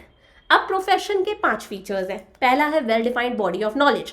किसी भी प्रोफेशन के लिए बहुत सारा स्टडी मटेरियल मार्केट में अवेलेबल है। डॉक्टरी करनी है, बहुत सारा स्टडी मटेरियल अवेलेबल है, आप एमबीबीएस कर लो, देन पोस्ट ग्रेजुएशन पीजी वगैरह कर लो। लॉ की पढ़ाई करनी है, बहुत सारा स्टडी मटेरियल है। सीए बनना है, सीएस बनना है, बहुत सारा स्टडी मटेरियल अवेलेबल है। In every profession, there is systematic and well-defined body of knowledge which helps to gain specialized knowledge of that profession. Same इसी तरह से मैनेजमेंट की अगर पढ़ाई करनी है, उसके लिए भी बहुत सारा स्टडी मटेरियल अवेलेबल है। मैनेजमेंट के अपने प्रिंसिपल्स हैं जो आप आगे पढ़ोगे। आप नॉलेज ले सकते हो किसी भी कॉलेज या फिर प्रोफेशनल इंस्टीट्यूट से, बुक से और जर्नल से आप नॉलेज ले सकते हो। तो वही मैनेजमेंट के लिए भी बहुत सारा स्टडी मटेरियल अवेलेबल है। So this feature of profession is present in management. ठीक है मैम, समझ में आया। अगला आता है रिस्ट्रिक्टेड एंट्री। बेटा प्रोफेशन की एंट्री रिस्ट्रिक्टेड है, या तो आप एग्जाम दो या फिर आपके पास में डिग्री होनी चाहिए, तभी आप वो प्रोफेशन प्रैक्टिस कर सकते हो। सीए की तौर पे प्रैक्टिस करनी है, एग्जाम क्वालिफाई करो, सर्टिफिकेट ऑफ प्रैक्टिस लो। अगर एज अ डॉक्टर प्रैक्टिस करनी है, एमबीबीएस होने चाहिए। एज अ लॉयर प्रैक्टिस करनी है, एलएलबी करे हुए होने चाहिए। तो यहाँ पर एंट्री रेस्ट्रिक्टेड है कि हर कोई नहीं बन सकता। You have to give an exam, exam दो, या फिर आपके पास में एजुकेशनल डिग्री होनी चाहिए। लेकिन अगर आपको किसी कंपनी में मैनेजर बनना है तो मैनेजर बनने के लिए एग्जाम देने की जरूरत नहीं है। मैनेजर बनने के लिए पर्टिकुलर डिग्री का होना जरूरी नहीं है। आपने खुद की कोई कंपनी खोली है, बहुत सारा पैसा है आपके पास में, आपने कंपनी खोली, उस कंपनी के आप मैनेजर बन जाओ। बेशक आप 10वीं फेल हो, 10वीं फेल होकर उस कंपनी के मैनेजर बन सकते हो। तो कोई लीगल रेस्ट्रिक्शन नहीं है कि अगर आप मैनेजर आपको बनना है तो एग्जाम दो, आप एमबीए करे हुए होने चाहिए, ऐसा कोई जरूरी नहीं है। Anyone can become a manager, कोई भी मैनेजर बन सकता है। Irrespective of an educational qualification, आप 10वीं फेल ही क्यों ना हो, आप मैनेजर बन सकते हो। लेकिन हाँ, आज की डेट में अगर कंपनीज किसी को एज अ मैनेजर अपॉइंट करती है तो वो चाहती है जो बंदा वो अपॉइंट करिए उसके पास में एमबीए की डिग्री होनी चाहिए। हाँ, वो प्रेफरेंस दे रही है कि वो एमबीए डिग्री होल्डर्स को ही एज अ मैनेजर अपॉइंट करे, लेकिन लीगल रिस्ट्रिक्शन नहीं है कि मैनेजर बनना है तो एमबीए की डिग्री होनी चाहिए। कोई रिस्ट्रिक्टेड एंट्री नहीं है। This feature of profession is not present in management. ये प्रोफेशन का फीचर मैनेजमेंट में प्रेजेंट नहीं है। समझ में आया कि एग्जाम देना, एजुकेशनल डिग्री होना, ये मैनेजर बनने के लिए ज़रूरी नहीं है। अगर आप 10th फेल हो, आप खुद की कंपनी के मैनेजर बन जाओ। ठीक है, किसी कंपनी में अच्छी जान पहचान है, वहां पर मैनेजर बन जाओ। और हो सकता है बिना डिग्री भी आप ऑर्गेनाइजेशन को बहुत ही शानदार तरीके से मैनेज करते हो। तो यहाँ पर रिस्ट्रिक्टेड एंट्री नहीं है। थर्ड है प्रोफेशनल एसोसिएशन। देखो, हर प्रोफेशन के कुछ प्रोफेशनल एसोसिएशंस होते हैं, यानी कि एक ऑर्गेनाइजेशन है, एक गवर्निंग बॉडी है जो उस प्रोफेशन से जुड़े जो लोग हैं उनको गवर्न करती है। फॉर एग्जाम्पल, लॉयर्स के लिए है bar council of India, doctors के लिए है Indian council of medical research, Indian council of medical research. For example, CA के लिए है the institute of chartered accountants of India. ये क्या है? प्रोफेशनल एसोसिएशंस हैं जो उन बंदों की एंट्री को रेगुलेट करता है कि भैया अगर आपको ये प्रोफेशन प्रैक्टिस करना है तो ये आपकी एंट्री को रेगुलेट करेंगे, देखेंगे आपके पास में सर्टिफिकेट ऑफ प्रैक्टिस आपको देना है ना, आपने एग्जाम तो क्वालिफाई करा है ना, ये आपको सर्टिफिकेट ऑफ प्रैक्टिस देते हैं। ये आपके लिए कोड ऑफ कंडक्ट सेट करते हैं कि आपका बिहेवियर कैसा होना चाहिए। जैसे डॉक्टर्स के लिए कोड ऑफ कंडक्ट है ना कि डॉक्टर्स हमेशा सबसे ज़्यादा प्रेफरेंस किसे देंगे कि पेशेंट की उन्हें जान बचानी है, पेशेंट का ट्रीटमेंट बेस्ट होना चाहिए, ये उनका अल्टीमेट पर्पस होता है। वो पेशेंट्स की कोई भी जो इन्फॉर्मेशन है, प्राइवेसी है, उसे लीक नहीं करेंगे, उसे कॉन्फिडेंशियल रखेंगे। तो हर प्रोफेशंस का कोई प्रोफेशनल एसोसिएशन होते हैं जो उनकी एंट्री को रेगुलेट करते हैं कि भैया तुम प्रैक्टिस कर सकते हो क्या, है ना, जो उन्हें सर्टिफिकेट ऑफ प्रैक्टिस देता है, जो उनके लिए कोड ऑफ कंडक्ट एक बिहेवियर सेट करता है। Bar council of India for lawyers, institute of chartered accountants of India for CA, या फिर Indian council for medical research for doctors. इसी तरह से मैनेजमेंट के लिए भी बहुत सारे मैनेजमेंट एसोसिएशंस हैं, जैसे AIMA, all India management association, new Delhi के अंदर। लेकिन मैनेजर्स के लिए ये जरूरी नहीं है कि वो इन मैनेजमेंट एसोसिएशंस जैसे AIMA है इसका पार्ट बने। It is not necessary for managers to become a part of these organisations. So ये फीचर भी प्रोफेशन का मैनेजमेंट में प्रेजेंट नहीं है। बाकी प्रोफेशंस के लिए जरूरी है कि वो अपने प्रोफेशनल एसोसिएशंस का पार्ट बने, उनकी बातें फॉलो करनी पड़ेंगी। It is not required for managers to become a part of that professional association. So this feature of profession is not present in management.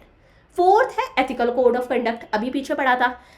Her profession का एक प्रोफेशनल एसोसिएशन होता है, पीछे देखा था।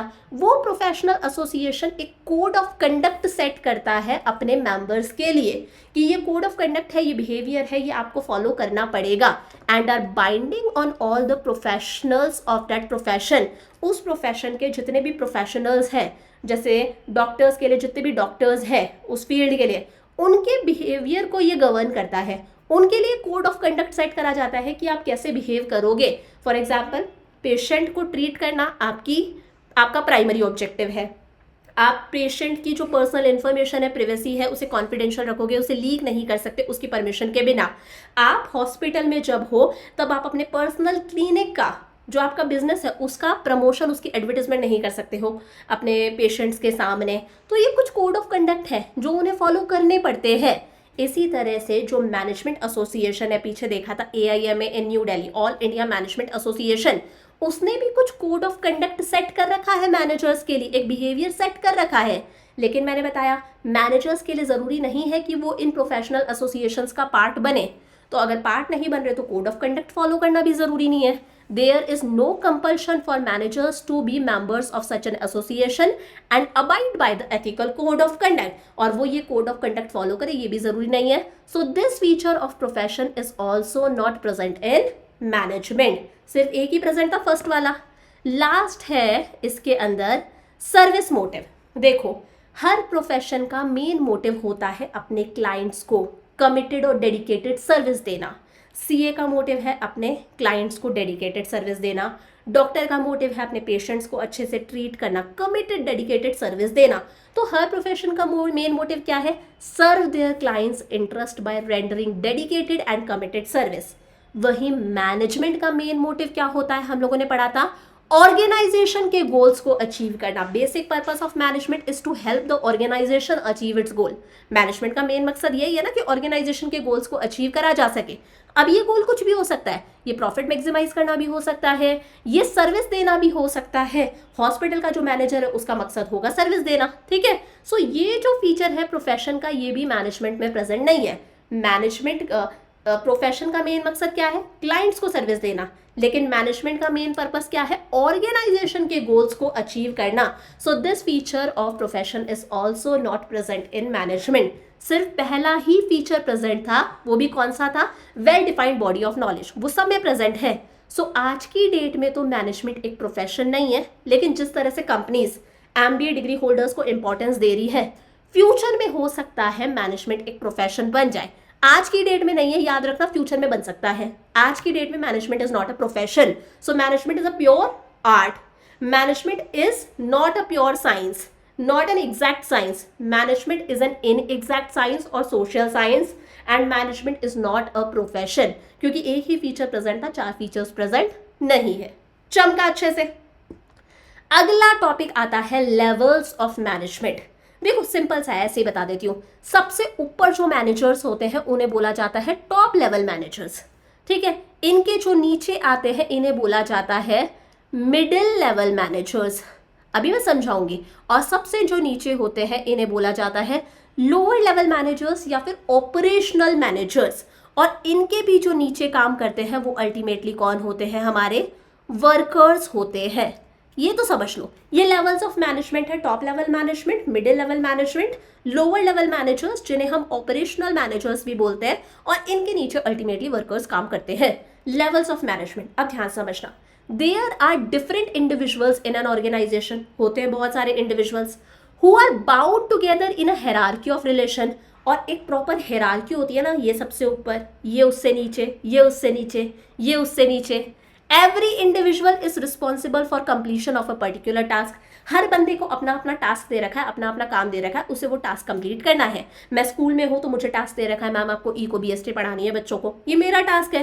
To be able to perform that responsibility, मेरा जो task है, मेरी जो रिस्पॉन्सिबिलिटी है, उसे परफॉर्म करने के लिए मुझे क्या दे रखी है? सम अथॉरिटी, कुछ अथॉरिटी भी दे रखी है। अथॉरिटी का मतलब होता है पावर। मैंने क्या बोला? ऑर्गेनाइजेशन में बहुत सारे बंदे हैं, एक हायरार्की है, ये सबसे ऊपर, ये उससे नीचे, ये उससे नीचे, ये उससे नीचे, इस प्रकार सबको अपना अपना टास्क दे रखा है। इस टास्क को क्या बोला जाता है? सबके पास में अपनी अपनी क्या है? रिस्पॉन्सिबिलिटी है। बिल्कुल है, सबके पास में अपनी अपनी रिस्पॉन्सिबिलिटी। प्लस अगर आपको रिस्पॉन्सिबिलिटी यानी कि काम दे रखा है तो आपके पास में कुछ पावर भी तो होनी चाहिए कि आप अपने लेवल पर डिसीजंस ले सको। इस पावर को बोला जाता है अथॉरिटी। क्या बोला जाता है? अथॉरिटी। मैंने बोला था ना, management has its own vocabulary. इसी वोकैब्युलरी का यूज कर रहे हैं ना हम यहाँ पर, पावर थोड़ी ना बोल रहे हैं, हम अलग टर्म यूज कर रहे हैं, अथॉरिटी, ठीक है। पावर को अथॉरिटी बोलते हैं।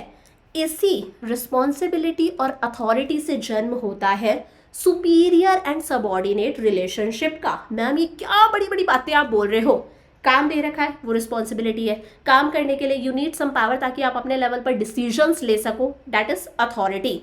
अब जिसके पास में अथॉरिटी यानी कि पावर ज़्यादा होती है वो कौन होता है, जाहिर सी बात है बॉस।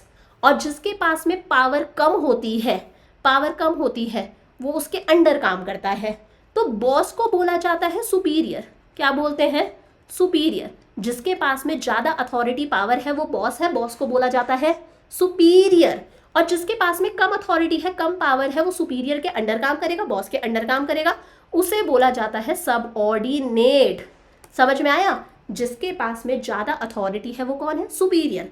उसके अंडर जो काम कर रहा है, जिसके पास में कम अथॉरिटी है वो कौन होता है, उसका सबऑर्डिनेट। तो इसी अथॉरिटी और रिस्पॉन्सिबिलिटी रिलेशनशिप से ये इंडिविजुअल्स को बांधती है और इंडिविजुअल्स के बीच में एक रिलेशन क्रिएट होता है सुपीरियर्स और सबऑर्डिनेट्स का। पावर ज़्यादा सुपीरियर, पावर कम अब subordinate, and gives rise to different levels in an organisation. और इसी से ऑर्गेनाइजेशन में अलग अलग लेवल्स क्रिएट होते हैं। सबसे ऊपर टॉप लेवल मैनेजर्स, सबसे ज़्यादा अथॉरिटी है इनके पास में, ये तो सुपीरियर है। इनके अंडर मिडिल लेवल मैनेजर्स, तो टॉप लेवल मैनेजर्स के कंपैरिजन में मिडिल लेवल मैनेजर्स के पास में अथॉरिटी कम है। तो यहाँ पर सुपीरियर कौन है, टॉप लेवल मैनेजर्स। सबऑर्डिनेट्स कौन है, मिडिल लेवल मैनेजर्स। उनके नीचे आए लोअर लेवल मैनेजर्स। अब मिडिल लेवल मैनेजर्स और लोअर लेवल मैनेजर्स में सुपीरियर कौन है, मिडिल लेवल मैनेजर्स। और सबऑर्डिनेट कौन है, लोअर लेवल मैनेजर्स, क्योंकि इनके पास में कम अथॉरिटी, कम पावर है। तो इस तरह से जन्म होता है लेवल्स ऑफ मैनेजमेंट का।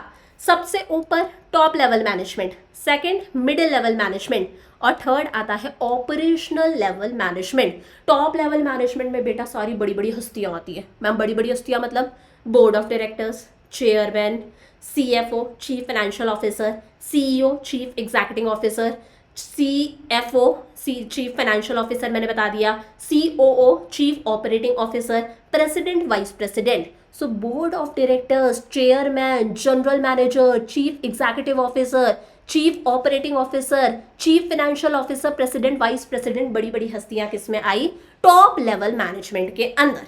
ये किसके लिए जिम्मेदार है, ऑर्गेनाइजेशन के लिए प्लान्स बनाते हैं, पॉलिसीज बनाते हैं। ऑर्गेनाइजेशन की ओवरऑल सक्सेस या फेलियर के लिए सिर्फ और सिर्फ ये जिम्मेदार है। प्लान्स, पॉलिसीज, स्ट्रेटजीज बनाना ऑर्गेनाइजेशन की सक्सेस और फेलियर के लिए ये जिम्मेदार है। बिजनेस के एनवायरनमेंट में क्या चेंज आ रहा है उसे एनालाइज करना, बाहर के लोगों के साथ में अच्छे रिलेशंस बना के रखना, सब किस में आता है, टॉप लेवल मैनेजर्स के काम में आता है। इनके नीचे आते हैं मिडिल लेवल मैनेजर्स। देखो ऑर्गेनाइजेशन में बहुत सारे डिपार्टमेंट्स होते हैं। परचेज से रिलेटेड सारा काम गया परचेज डिपार्टमेंट में, प्रोडक्शन से रिलेटेड सारा काम प्रोडक्शन डिपार्टमेंट, सेल्स से रिलेटेड सारा काम सेल्स डिपार्टमेंट, मार्केटिंग से रिलेटेड सारा काम मार्केटिंग डिपार्टमेंट। इन अलग अलग डिपार्टमेंट्स के जो हेड होते हैं वो किस में आते हैं, मिडिल लेवल मैनेजर्स के अंदर। सेल्स डिपार्टमेंट का head sales manager, production manager, marketing manager, executive officer, plant superintendent. Divisions के हेड हो गए, north division, south division, departments के हेड्स जो हो गए वो किस में आ गए, मिडिल लेवल मैनेजर्स के अंदर। इनका काम है जो टॉप लेवल मैनेजर्स ने प्लान्स पॉलिसीज बनाई हैं उन्हें इम्प्लीमेंट करना, उन्हें लागू करना, एग्जीक्यूट करना। इनका काम है दूसरे डिपार्टमेंट्स के साथ में अच्छे रिलेशंस मेंटेन करके चलना। इनका काम है अपने डिपार्टमेंट के बारे में सोचना कि अपने डिपार्टमेंट के ऑब्जेक्टिव्स को ये अचीव कर सके। सेल्स मैनेजर सेल्स डिपार्टमेंट के ऑब्जेक्टिव्स को अचीव करने पर फोकस करेगा, प्रोडक्शन मैनेजर प्रोडक्शन डिपार्टमेंट पर फोकस करेगा। और सबसे नीचे आते हैं ऑपरेशनल लेवल यानी कि लोअर लेवल मैनेजर्स। ये वर्कर्स के जस्ट ऊपर है, वर्कर्स के इमीडिएट कॉन्टैक्ट में है, जैसे सुपरवाइजर जो वर्कर्स पे नजर रखते हैं, सुपरिटेंडेंट है, फोरमैन है, सेक्शन ऑफिसर। नाम याद रखने, एग्जाम में पूछे जाएंगे, नाम आपको पता होने चाहिए कि कौन सा किस में आ रहा है। क्लर्क है, सब डिपार्टमेंट एग्जीक्यूटिव, ये वर्कर्स के इमीडिएट कांटेक्ट में होते हैं, वर्कर्स को इंस्ट्रक्शंस देते हैं, वर्कर्स के काम पर नजर रखते हैं। सो टॉप लेवल मैनेजमेंट में सीनियर मोस्ट एग्जीक्यूटिव्स आए, टॉप हस्तियां आई। क्या काम है, टू इंटीग्रेट डाइवर्स एलिमेंट्स, सबके एफर्ट्स को एक साथ लेकर चलना, coordinate the activities of different departments. अलग अलग जो डिपार्टमेंट्स हैं, सेल्स, प्रोडक्शन, मार्केटिंग वगैरह, सब डिपार्टमेंट्स की एक्टिविटीज को कोऑर्डिनेट एक साथ लेकर चलना, तालमेल बैठाना, ओवरऑल ऑब्जेक्टिव्स सेट करना, ओवरऑल ऑब्जेक्टिव्स अचीव करना। कुल मिला के ऑर्गेनाइजेशन के जो ओवरऑल ऑब्जेक्टिव्स इन्होंने सेट करे हैं उनके अकॉर्डिंग सबकी एक्टिविटीज को कोऑर्डिनेट करके रखने का काम किसका है? टॉप लेवल मैनेजर्स का। ये रिस्पॉन्सिबल है ऑर्गेनाइजेशन के वेलफेयर, उसके सर्वाइवल के लिए। ये बिजनेस के एनवायरनमेंट को एनालाइज करते हैं और देखते हैं बिजनेस के एनवायरनमेंट में अगर कोई चेंज आ रहा है तो उसका बिजनेस पर क्या इम्पैक्ट होगा, क्या इम्प्लीकेशन होगा, क्या असर होगा। ऑर्गेनाइजेशन के लिए गोल्स और स्ट्रेटेजीज फॉर्म करते हैं, प्लानिंग करते हैं, प्लान्स पॉलिसीज बनाते हैं। बिजनेस की एक्टिविटीज का सोसाइटी पर क्या इम्पैक्ट पड़ रहा है उसके लिए रिस्पॉन्सिबल है। Responsible for activities of business and its impact on society की कोई गलत इम्पैक्ट पड़ रहा है, कल को सोसाइटी अगर हल्ला मचाने लग जाती है कि बिजनेस पॉल्यूशन वगैरह कर रहा है तो टॉप लेवल मैनेजर्स ये नहीं बोल सकते कि हमें नहीं पता, लोअर लेवल मैनेजर्स से पूछो। दे आर अल्टीमेटली रिस्पॉन्सिबल कि अगर सोसाइटी पर कुछ इम्पैक्ट हो रहा है उसके लिए ये जिम्मेदार है। और ये सारे के सारे रिसोर्सेज को अरेंज करते हैं, पैसा, फाइनेंस, फिक्स्ड असेट्स, मशीन्स वगैरह सबको अरेंज करके देने का काम किसका है? टॉप लेवल मैनेजर्स का। समझ में आ गया मैम? सेकंड आता है middle level management. Middle level management top level और लोअर लेवल के बीच में क्या है? एक लिंक है, एक कड़ी है। So middle level management is a link between top and lower level managers. ठीक है मैम। काम क्या है? टॉप लेवल मैनेजर्स ने प्लान्स, पॉलिसीज बनाई है, उन्हें इंप्लीमेंट, एग्जीक्यूट करना। They are responsible for implementing and controlling plans and strategies developed by top management. ये क्या करते हैं? जो टॉप मैनेजमेंट ने पॉलिसीज बनाई है उसके बारे में लोअर लेवल मैनेजर्स को बताते हैं। इंटरप्रेट करना मतलब उसके बारे में लोअर लेवल मैनेजर्स को बताना। Ensure that their department has necessary personnel. ये देखते हैं कि हमारा जो डिपार्टमेंट है, sales department, marketing department, production department, purchase department, उसमें नेसेसरी पर्सनल मतलब स्टाफ तो है ना। स्टाफ नहीं है तो और स्टाफ को हायर करना, अपने डिपार्टमेंट का रिक्रूटमेंट करना, स्टाफ को हायर करना भी इन्हीं का काम है।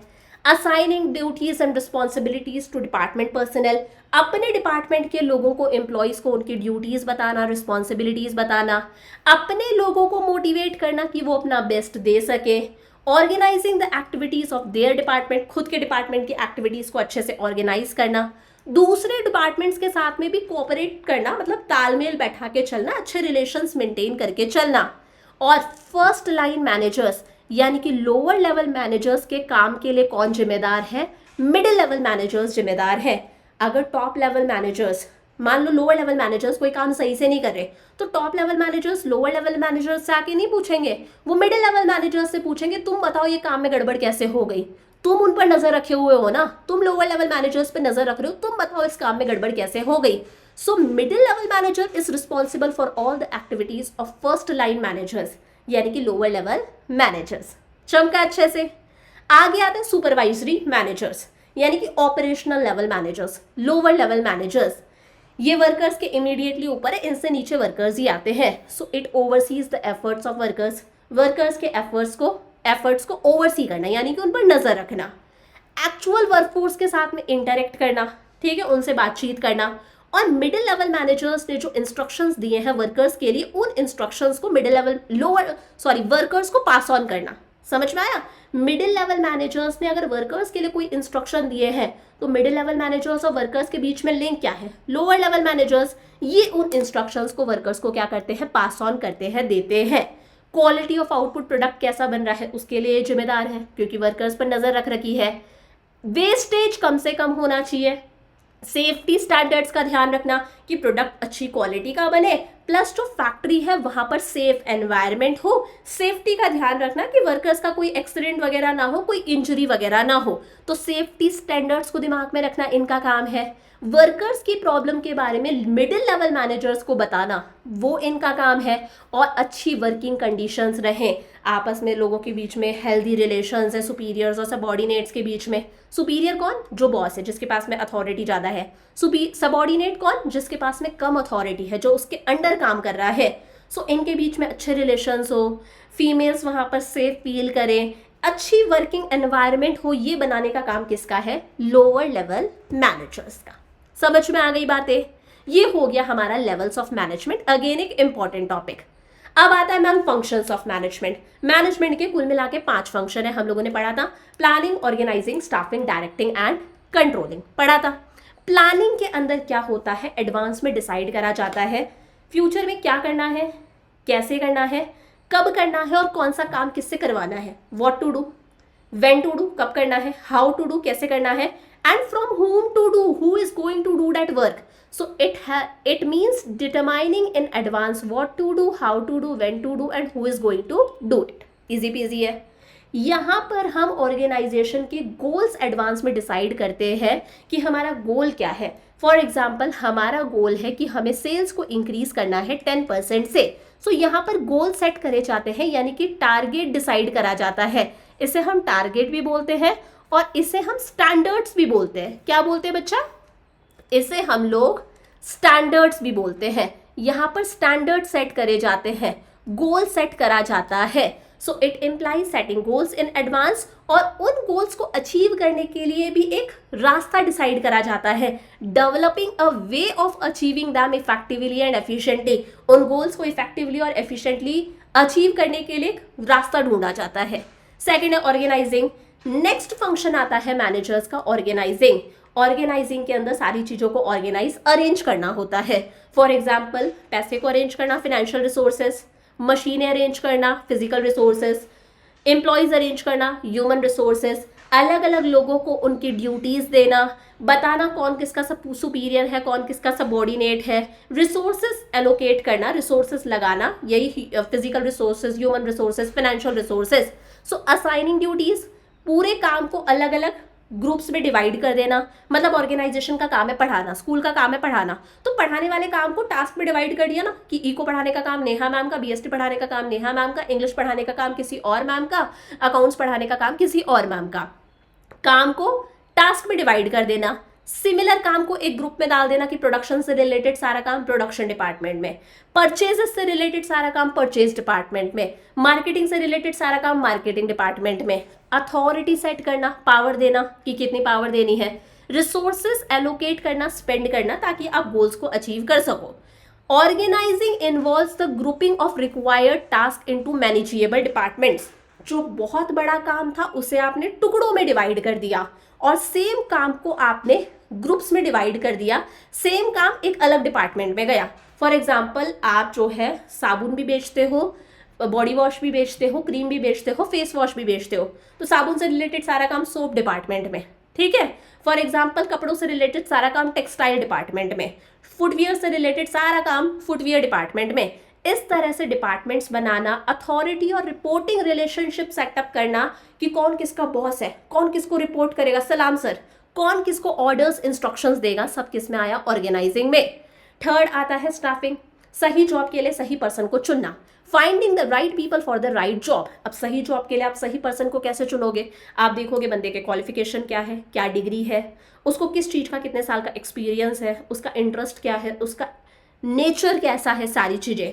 सो very important aspect of management is to make sure that right people, सही इंसान जिसके पास में सही क्वालिफिकेशन है, वो अवेलेबल होना चाहिए at the right place and time, सही प्लेस पर सही टाइम पर, ताकि हम ऑर्गेनाइजेशन के गोल्स को अचीव कर सके. इसे हम ह्यूमन रिसोर्स फंक्शन भी बोलते हैं. इसमें 3 चीज़ें होती है, आप स्टाफिंग चैप्टर में डिटेल में पढ़ोगे. रिक्रूटमेंट होता है, आपके यहाँ पर कोई जॉब पोजीशन खाली है, वेकेंट है, आप एम्प्लॉयज़ को ढूंढोगे, अट्रैक्ट करोगे लोगों को कि आओ भाई हमारे यहाँ पर वैकेंसी है, आप आकर अप्लाई करो. न्यूज़पेपर में ऐड दोगे, Naukri.com वगैरह पे ऐड दोगे, सोशल नेटवर्किंग साइट्स पर ऐड दोगे. आप लोगों को अट्रैक्ट कर रहे हो कि आओ भाई हमारे यहाँ पर वैकेंसी है, आप अप्लाई करो.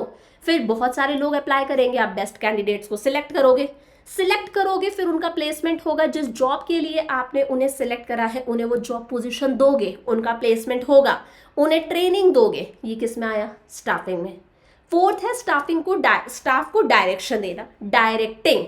एक अच्छा मैनेजर एक अच्छा लीडर भी होता है. लीडर क्या होता है कि लीडर अगर इस डायरेक्शन में चल रहा है ना, कुछ कर रहा है, तो उसके जो फॉलोअर्स है, यहाँ पर लीडर कौन है? मैनेजर है. फॉलोअर्स कौन है? उसके एम्प्लॉयज़ है. वो अपने आप उसी डायरेक्शन में चलने लग जाएंगे. मतलब जो लीडर का गोल है वही उसके फॉलोअर्स का गोल बन जाता है. ऐसा ही होता है. तो लीडर मैनेजर है, मैनेजर के फॉलोअर्स एम्प्लॉयज़ है. जो मैनेजर का गोल होगा वो एम्प्लॉयज़ का गोल होगा. जो मैनेजर काम करेगा वही काम एम्प्लॉयज़ करेंगे. बोलते ना, जो जीजाजी बोलेंगे मैं वही करूँगा.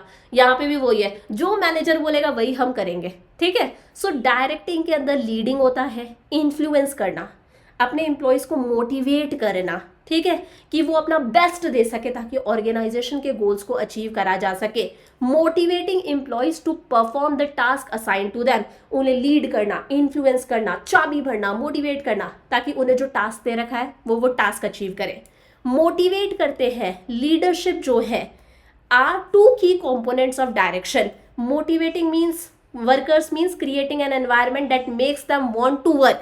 मोटिवेशन मतलब, मोटिवेट करने का मतलब क्या है, आप कुछ ऐसा करो, बंदे को मोटिवेट करो कि तू अच्छे से काम करेगा तो तुझे बोनस मिलेगा, तुझे प्रमोशन मिलेगा, सैलरी इंक्रीमेंट होगा, डेमो बोर्ड पे तेरी फोटो लग जाएगी, सब तेरे लिए ताली बजा देंगे। यही है ना मोटिवेशन। ऐसा करोगे तो बंदे को आपको फिर फोर्स करने की जरूरत नहीं है काम करने के लिए, बंदा अपने आप विलिंगली काम करेगा। आप एक ऐसा एनवायरनमेंट क्रिएट कर रहे हो कि बंदा अपनी इच्छा से काम करे, विलिंगली काम करे। Leadership is influencing others to do what the leader wants them to do. Leadership में लीडर जो है वो अपने फॉलोअर्स, अपने एम्प्लॉयज को इन्फ्लुएंस करता है कि तुम वो काम करो जो काम मैं कर रहा हूं, तुम मेरी वाली डायरेक्शन में चलो, मेरी डायरेक्शन फॉलो करो, जो काम मैं कर रहा हूं, जो गोल मेरा है वही गोल तुम्हारा बन जाना चाहिए। और होता भी ऐसा ही है, फॉलोअर्स क्या करते हैं, जो हमारा लीडर बोलेगा वही हम करेंगे। तो एक अच्छा मैनेजर अच्छे से मोटिवेट भी करता है, वो एक अच्छा लीडर भी होता है। डायरेक्टिंग के अंदर जो हमारा मैनेजर है वो अपने एम्प्लॉयज के साथ में अच्छे से कम्युनिकेट करता है, उनको अपनी बात बताता है, उनकी परेशानियां सुनता है, उनके सजेशंस लेता है, उन्हें रिवॉर्ड देता है, उन्हें सुपरवाइज करता है, यानी कि उन पर नजर रखता है ऊपर से अच्छे से कि ये सही से काम तो कर रहे हैं ना। तो चार चीजें होती है, मोटिवेट भी करता है, लीडरशिप भी होती है, एक लीडर का काम भी करता है, उनके साथ में अच्छे से कम्युनिकेट भी करता है, उनके सजेशन सुनता है, उनकी प्रॉब्लम सुनता है, उन्हें अपनी बातें बताता है, इंस्ट्रक्शंस देता है, और सुपरवाइज मतलब उन पे नजर भी रखता है। लास्ट आता है कंट्रोलिंग। देखो, जब हम प्लानिंग करते हैं तब हम हमारे ऑब्जेक्टिव सेट करते हैं। प्लानिंग में हम लोगों ने क्या करे हैं, टारगेट सेट करे कि हमें क्या अचीव करना है। इसे आप टारगेट भी बोल सकते हो, इसे हम स्टैंडर्ड्स भी बोलते हैं। तो प्लानिंग में हम लोगों ने स्टैंडर्ड सेट करे हैं। ठीक है भाई, स्टैंडर्ड सेट करा कि सेल्स इंक्रीज करनी है 10% से। अब आपने एक्चुअल में काम करा, अब आप अपनी एक्चुअल परफॉर्मेंस मेजर करोगे। जब एक्चुअल परफॉर्मेंस आपने मेजर करी तो आपने पाया कि आपने सेल्स इंक्रीज तो करी है, लेकिन 10% से नहीं, सिर्फ 8% से ही। सो ये लास्ट फंक्शन है मैनेजमेंट का, जिसमें स्टैंडर्ड सेट करे जाते हैं। एस्टैब्लिशिंग स्टैंडर्ड्स ऑफ परफॉर्मेंस, ये काम कायदे से प्लानिंग में ही हो गया था। फिर आप क्या कर रहे हो, मेजरिंग करंट परफॉर्मेंस। आपने करंट परफॉर्मेंस मेजर करी कि भाई हम तो 8% से ही सेल्स इंक्रीज कर पाए। अब आप कंपेयर कर रहे हो एक्चुअल को स्टैंडर्ड्स के साथ में। स्टैंडर्ड था टारगेट की सेल्स 10% से इंक्रीज करनी है, दोनों में क्या आया, डिफरेंस आ रहा है। डिफरेंस को बोलते हैं डेविएशन। देखा है ना वोकैब्युलरी अपनी, डेविएशंस आए। अगर डेविएशंस डिफरेंस आ रहा है तो आप देखोगे डेविएशंस क्यों आए, आप करेक्टिव एक्शंस लोगे ताकि अगली बारी से डिफरेंसेस, डेविएशंस ना हो, काम जो है वो टारगेट स्टैंडर्ड्स के अकॉर्डिंग हो। This is controlling. Establishing standard of performance, measuring current performance, comparing this with standard performance, and taking corrective action wherever any deviation is found. समझ में आती है बातें? क्लियर हो गया सब कुछ यहाँ तक? अब देखो, लास्ट टॉपिक आता है हमारे पास में, coordination, the essence of management. Last but not the least, क्योंकि ये बहुत इंपॉर्टेंट टॉपिक है। कोऑर्डिनेशन का मीनिंग भी पूछा जाता है, इसकी इंपॉर्टेंस भी पूछी जाती है, इसके कैरेक्टरिस्टिक्स भी पूछे जाते हैं। बहुत आराम से समझना। द एसेंस ऑफ मैनेजमेंट मतलब मैनेजमेंट के लिए कोऑर्डिनेशन बहुत जरूरी है। मैम क्या होता है कोऑर्डिनेशन? एक बहुत ही सिंपल सा एग्जांपल देती हूँ। स्कूल के अंदर एनुअल फंक्शन होता है या फिर फ्रेशर्स पार्टी वगैरह होती है, डांस परफॉर्मेंसेज होती है, ग्रुप डांस की मैं बात कर रही हूँ। अब ग्रुप डांस के अंदर क्या होता है, अगर एक का राइट हैंड ऊपर जाएगा तो सबके राइट हैंड ऊपर जाएंगे, अगर एक का लेफ्ट हैंड नीचे आ रहा है तो सबके लेफ्ट हैंड नीचे आएंगे, अगर एक क्लॉकवाइज डायरेक्शन में घूमेगी तो सारी की सारी क्लॉकवाइज डायरेक्शन में घूमेंगी। कितना सिस्टमैटिकली डांस हो रहा है, कितना ऑर्डर से डांस हो रहा है। आप क्या बोलोगे, क्या बढ़िया कोऑर्डिनेशन है, बढ़िया प्रैक्टिस करी लगती है। यही कोऑर्डिनेशन है, आपस में तालमेल बैठाना ही कोऑर्डिनेशन है, कि सब एक साथ चल रहे हैं। जैसा एक करेगा वैसा का वैसा सब करेंगे, जैसे एक कर रहा है सारे के सारे वैसे ही कर रहे हैं। This is coordination, this is तालमेल। कोऑर्डिनेशन को हिंदी में तालमेल बोला जाता है। एक सिंक करना होता है ना, सिंक करना को ही कोऑर्डिनेशन बोलते हैं। जैसे मैं आपको पढ़ा रही हूँ तो मेरा जो वीडियो है और जो मेरा ऑडियो है वो सिंक कर रहा है, ऐसा तो नहीं है कि वीडियो पहले चल रहा है, ऑडियो 2 सेकंड बाद में आ रहा है। अगर ऑडियो 2 सेकंड बाद में आएगा, आपको कंफ्यूजन होगा, आपको पढ़ने में मजा नहीं आएगा, क्योंकि सिंक्रोनाइजेशन नहीं होगा वहां पर।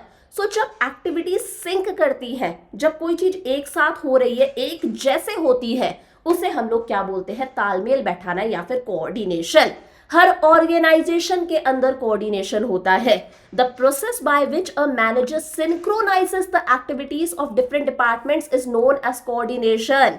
एक ऐसा प्रोसेस है कोऑर्डिनेशन जिसकी हेल्प से मैनेजर जो है, जो ऑर्गेनाइजेशन में इतने सारे डिपार्टमेंट्स होते हैं, purchase department, planning department, marketing department, sales department, finance department, सारे डिपार्टमेंट्स की एक्टिविटीज के बीच में क्या बैठाता है? एक तालमेल बैठाता है। सारे डिपार्टमेंट्स की एक्टिविटीज को सिंक करके लेकर चलना एक साथ। जैसे एक करेगा सारे के सारे वैसे ही करेंगे, ऐसा नहीं है एक का काम दूसरे लोग परफॉर्म कर रहे हैं, नहीं, सब लोग सेम काम नहीं कर रहे, सब लोग काम कर रहे हैं ताकि जो ऑर्गेनाइजेशन का कॉमन गोल है वो अचीव करा जा सके। सबका मेन फोकस क्या है कि यार हमें ऑर्गेनाइजेशन के कॉमन ऑब्जेक्टिव को अचीव करना है। वो कॉमन ऑब्जेक्टिव कुछ भी हो सकता है, सेल्स मैक्सिमाइज करना, प्रॉफिट्स मैक्सिमाइज करना, अपने कस्टमर्स को सर्विस देना, कोई भी ऑब्जेक्टिव हो सकता है। सो एक ऐसा प्रोसेस है कोऑर्डिनेशन जिसकी हेल्प से मैनेजर अलग अलग डिपार्टमेंट्स की एक्टिविटीज को सिंक करके चलते हैं। उन एक्टिविटीज के बीच में एक प्रॉपर तालमेल बैठा के चलने का काम ही क्या है? Coordination. It is the force that binds all other functions of management. ये एक ऐसा फोर्स है जो मैनेजमेंट के 5 फंक्शंस हम लोगों ने अभी पढ़े थे ना, planning, organising, staffing, directing, controlling, उन 5 फंक्शंस को बांध के रखता है, बाइंड करके रखता है। कोऑर्डिनेशन एक ऐसा फंक्शन है जो मैनेजमेंट के 5 अदर फंक्शंस को क्या करके रखता है? बाइंड करके रखता है, याद रखना। It is through the process of coordination that a manager ensures the orderly arrangement of individual and group efforts to ensure unity of action in the realization of common objective. Coordination एक ऐसा process है जिसकी help से individuals के efforts, इतने सारे लोग organisation में काम कर रहे हैं, हर कोई अपना अपना टास्क परफॉर्म कर रहा है, इंडिविजुअल्स के एफर्ट्स, ग्रुप्स के एफर्ट्स को एक डायरेक्शन में लेकर जाना ताकि ऑर्गेनाइजेशन का जो कॉमन ऑब्जेक्टिव है उस ऑब्जेक्टिव को अचीव करा जा सके। This is coordination. ये सारी आपकी एनसीईआरटी की लाइंस है। अब देखो, एक बहुत शानदार एनसीईआरटी की लाइन है जो आपसे ऑब्जेक्टिव टाइप क्वेश्चन में पूछी जा सकती है, केस स्टडी में आपको मिल सकती है। जैसे एक धागा होता है, थ्रेड होता है, उस थ्रेड के अंदर अलग अलग पर्ल्स जो होते हैं वो पिरोए हुए होते हैं। उसी तरह से कोऑर्डिनेशन है। कोऑर्डिनेशन एक ऐसा कॉमन थ्रेड है जिसके अंदर ऑर्गेनाइजेशन की सारी एक्टिविटीज आ जाती है, परचेज की भी, प्रोडक्शन की भी, सेल्स की भी, मार्केटिंग की भी, फाइनेंस की भी। It is the common thread, एक कॉमन थ्रेड है, धागा है, that runs through all activities such as purchase, production, sales, finance. जो सारी activities, purchase, production, sales, finance, marketing, सारी एक्टिविटीज को एक साथ क्या करके चलता है? बाइंड करके चलता है, बांध कर चलता है, एक साथ लेकर चलता है, to ensure continuity in the working of the organisation, ताकि ऑर्गेनाइजेशन अपने ऑपरेशंस सक्सेसफुली कंटिन्यू कर सके, ऑर्गेनाइजेशन सक्सेसफुली चल सके फ्यूचर के अंदर। समझ में आ गई बातें? अब बात ये आती है कि कोऑर्डिनेशन के कैरेक्टरिस्टिक्स क्या है, फीचर्स क्या है, नेचर क्या है। तो देखो 6 कैरेक्टरिस्टिक्स है। पहला है कोऑर्डिनेशन इंटीग्रेट्स ग्रुप एफर्ट्स। यहां पर आपको ग्रुप वर्ड याद रखना है, मैं आगे चल के बताऊंगी शॉर्ट में कैसे करना है। कोऑर्डिनेशन इंटीग्रेट्स ग्रुप एफर्ट्स, वही है ग्रुप के जितने भी एफर्ट्स है, इंडिविजुअल्स के एफर्ट्स है, उन्हें इंटीग्रेट करना, उन्हें एक साथ लेकर चलना ताकि ऑर्गेनाइजेशन के कॉमन गोल को अचीव कर सके। It ensures unity of action, unity of action कि हम सबका एक कॉमन पर्पस है, कॉमन पर्पस है ऑर्गेनाइजेशन के गोल को अचीव करना, उस पर फोकस रखो, यूनिटी होनी चाहिए। कोऑर्डिनेशन एक कंटिन्यूअस प्रोसेस है, हमेशा कोऑर्डिनेशन होता है, प्लानिंग कर रहे हो कोऑर्डिनेशन होगा, ऑर्गेनाइजिंग, स्टाफिंग, डायरेक्टिंग, कंट्रोलिंग, हमेशा कोऑर्डिनेशन होगा। कंट्रोलिंग हो गई तो आप किसी अदर नई चीज की प्लानिंग करने लग जाओगे। कंटिन्यूअस प्रोसेस है, नेवर एंडिंग प्रोसेस है। Coordination is an all pervasive function. All pervasive, हर तरह के ऑर्गेनाइजेशन में कोऑर्डिनेशन देखा जाता है, छोटा बड़ा ऑर्गेनाइजेशन कैसा भी हो, हर जगह पर कोऑर्डिनेशन होता है। Coordination is the responsibility of all managers. Top level managers भी कोऑर्डिनेट कर रहे हैं मिडिल लेवल मैनेजर्स के साथ में, मिडिल लेवल मैनेजर्स तालमेल बैठा के चल रहे हैं टॉप लेवल और लोअर लेवल मैनेजर्स के साथ में। लोअर लेवल मैनेजर्स क्या कोऑर्डिनेट कर रहे हैं? वर्कर्स की एक्टिविटीज के बीच में तालमेल बैठा के चल रहे हैं, उनकी एक्टिविटीज को कोऑर्डिनेट कर रहे हैं। और लास्ट है coordination is a deliberate function. Coordination function एक ऐसा फंक्शन है जो मैनेजर्स डेलिबरेटली मतलब जानबूझकर परफॉर्म करते हैं ताकि ऑर्गेनाइजेशन सक्सेसफुली चल सके। वन बाय वन देखें। पहला है coordination integrates group efforts. Coordination unifies unrelated और diverse interest into purposeful work activity. देखो ऑर्गेनाइजेशन में बहुत सारी डाइवर्स इंटरेस्ट अनरिलेटेड एक्टिविटीज होती हैं। इको वाले टीचर इको पढ़ा रहे हैं, उनको इको से मतलब है। बीएसटी वाले बीएसटी पढ़ा रहे हैं, अकाउंट्स वाले अकाउंट्स पढ़ा रहे हैं, इंग्लिश वाले इंग्लिश पढ़ा रहे हैं। ये सारी चीजें आपस में अलग अलग हैं। डाइवर्स एक्टिविटीज है, अनरिलेटेड एक्टिविटीज है। इन एक्टिविटीज को इंटीग्रेट करा, मिलाया और एक कॉमन पर्पसफुल वर्क एक्टिविटी क्या बन गई कि हमें बच्चों को एजुकेशन देनी है। ये स्कूल का ऑब्जेक्टिव है। अलग अलग डाइवर्स इंटरेस्ट डाइवर्स एक्टिविटीज को इंटीग्रेट कराया, मिलाया और किस में कन्वर्ट कर दिया, एक पर्पसफुल वर्क एक्टिविटी में कि हमारा काम है बच्चों को एजुकेशन देना, to impart education to students. It gives a common focus. सबको ये कॉमन फोकस मिल गया है कि हमें ऑर्गेनाइजेशन के गोल्स को अचीव करना है। स्कूल है तो बच्चों को एजुकेशन देनी है, हॉस्पिटल है तो पेशेंट्स को बहुत ही डेडिकेशन के साथ में हमें ट्रीट करना है। To group efforts to ensure that performance is as it was planned and scheduled, ताकि सारा काम कैसे हो सके, प्लान्स के अकॉर्डिंग। जैसा प्लानिंग में सोचा था, जैसा हम लोगों ने शेड्यूल करा था, सारा का सारा काम प्लान्स के अकॉर्डिंग हो सके। यही क्या है, कोऑर्डिनेशन है। समझ में आया? सो कोऑर्डिनेशन का कैरेक्टरिस्टिक है इट इंटीग्रेट्स ग्रुप एफर्ट्स। अलग अलग इंडिविजुअल्स के एफर्ट्स को मिलाने का काम किसका है, कोऑर्डिनेशन का। Second है coordination ensures unity of action. The purpose of coordination is to secure unity of action in the realization of common purpose. कि सारे जितने भी इंडिविजुअल्स हैं सबके एफर्ट्स को एक डायरेक्शन में लेकर जाना ताकि हम ऑर्गेनाइजेशन के गोल को अचीव कर सके। हम सबका एक कॉमन पर्पस है ऑर्गेनाइजेशन के गोल को अचीव करना। It acts as the binding force between departments. ये सारे डिपार्टमेंट्स को क्या करता है, बांध के चलता है। Purchase, production, sales, marketing, human resource, finance, सारे डिपार्टमेंट्स को बांध के चलने का काम किसका है, coordination. And ensures that all action is aimed at achieving the goal of organisation. और ये मेक श्योर करना कि ऑर्गेनाइजेशन में जितने भी एक्शंस हो रहे हैं, जितना भी काम करा जा रहा है, जो भी कुछ करा जा रहा है, सब क्यों करा जा रहा है, ताकि ऑर्गेनाइजेशन के गोल्स को अचीव करा जा सके। दो याद हो गए। It integrates group efforts, it ensures unity in action. Third है कोऑर्डिनेशन क्या है, कंटिन्यूअस फंक्शन है। एक वन टाइम फंक्शन तो है नहीं। प्लानिंग से स्टार्ट होता है, planning, organising, staffing, directing, controlling. Controlling तक चलता है, कंट्रोलिंग हो गई तो किसी और चीज की प्लानिंग करी जाएगी। So it is a continuous process, a never ending process. ये एक वन टाइम फंक्शन नहीं है। Coordination is an all pervasive function. ये परवेसिव याद कर लो, ये हर जगह लिखने को आएगा आपका, कुछ भी पढ़ो परवेसिव आप लिख सकते हो। सो कोऑर्डिनेशन एक यूनिवर्सल फंक्शन है। हर लेवल ऑफ मैनेजमेंट ये फंक्शन परफॉर्म करता है due to interdependent nature of activities of various department. हर डिपार्टमेंट के अंदर कोऑर्डिनेशन फंक्शन परफॉर्म करा जाता है। Top level managers middle level managers के साथ में कोऑर्डिनेट कर रहे होंगे, तालमेल बैठा रहे होंगे। Middle level managers top level और लोअर लेवल मैनेजर्स के साथ में कोऑर्डिनेट कर रहे होंगे। लोअर लेवल मैनेजर्स वर्कर्स की एक्टिविटीज को कोऑर्डिनेट कर रहे हैं। तो सब कोई आपस में इंटरडिपेंडेंट है, तो कोऑर्डिनेशन हर जगह होता है। अगर कोऑर्डिनेशन नहीं होगा, there is overlapping and chaos. Overlapping of work होगा कि एक ही काम दो बंदे कर देंगे। कोऑर्डिनेशन है तो सबको पता है कि किसे क्या काम करना है। कोऑर्डिनेशन नहीं होगा, मैं स्कूल में आई, मैं इको पढ़ा के चले गए, दूसरे टीचर आए, वो भी इको का वही सेम सब चैप्टर पढ़ा के चले गए, टाइम वेस्ट हो रहा है बच्चों का। हार्मनी नहीं होगी, केओस होंगे, लड़ाइयाँ होंगी, इंटीग्रेशन नहीं होगा अगर कोऑर्डिनेशन ना हुआ तो कोऑर्डिनेशन हर जगह होता है। Coordination is the responsibility of all managers. हर मैनेजर ये काम करता है। Top level managers need to coordinate with their subordinates. Top level managers के सबऑर्डिनेट्स कौन है, lower level managers. To ensure that overall policies of the organisation are duly carried out. देखो top level managers जो policies programmes बनाते हैं वो कौन implement करता है, मिडिल लेवल मैनेजर्स। तो top level managers, middle level managers अपने सबऑर्डिनेट्स के साथ में कोऑर्डिनेट कर रहे हैं ताकि उन्होंने जो प्लान्स बनाए हैं उन्हें मिडिल लेवल मैनेजर्स अच्छे से इंप्लीमेंट कर सके, एग्जीक्यूट कर सके। मिडिल लेवल मैनेजर्स कोऑर्डिनेट करते हैं दोनों टॉप लेवल मैनेजर्स और फर्स्ट लाइन यानी कि लोअर लेवल मैनेजर्स के साथ में। टॉप लेवल मैनेजर्स से कोऑर्डिनेट कर रहे हैं क्योंकि उनके बनाए हुए प्लान्स इन्हें इंप्लीमेंट करने हैं। लोअर लेवल मैनेजर्स के साथ में कोऑर्डिनेट कर रहे हैं ताकि जो टॉप लेवल मैनेजर्स ने इंस्ट्रक्शंस दिए थे उन्हें लोअर लेवल मैनेजर्स को पास ऑन कर सके। और ऑपरेशनल यानी कि लोअर लेवल मैनेजर्स किसकी एक्टिविटीज को कोऑर्डिनेट करते हैं? वर्कर्स की एक्टिविटीज को, क्योंकि ये वर्कर्स के इमीडिएट कॉन्टेक्ट के अंदर है, ताकि सारा काम कैसे हो सके according to plans.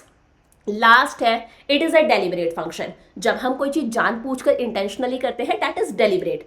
A manager has to coordinate the efforts of different people in a conscious and deliberate manner. Manager का काम है ऑर्गेनाइजेशन में जो अलग अलग लोग हैं उनकी फंक्शंस, उनकी एक्टिविटीज के बीच में कोऑर्डिनेशन बैठा के चलना, तालमेल बैठा के चलना। Without coordination efforts of individuals can not be united and integrated. Coordination नहीं होगा, हर कोई अलग अलग डायरेक्शन में जाएगा, आप सबके एफर्ट्स को यूनाइट नहीं कर सकते, इंटीग्रेट यानी कि मिला नहीं सकते। सुनो, cooperation in the absence of coordination.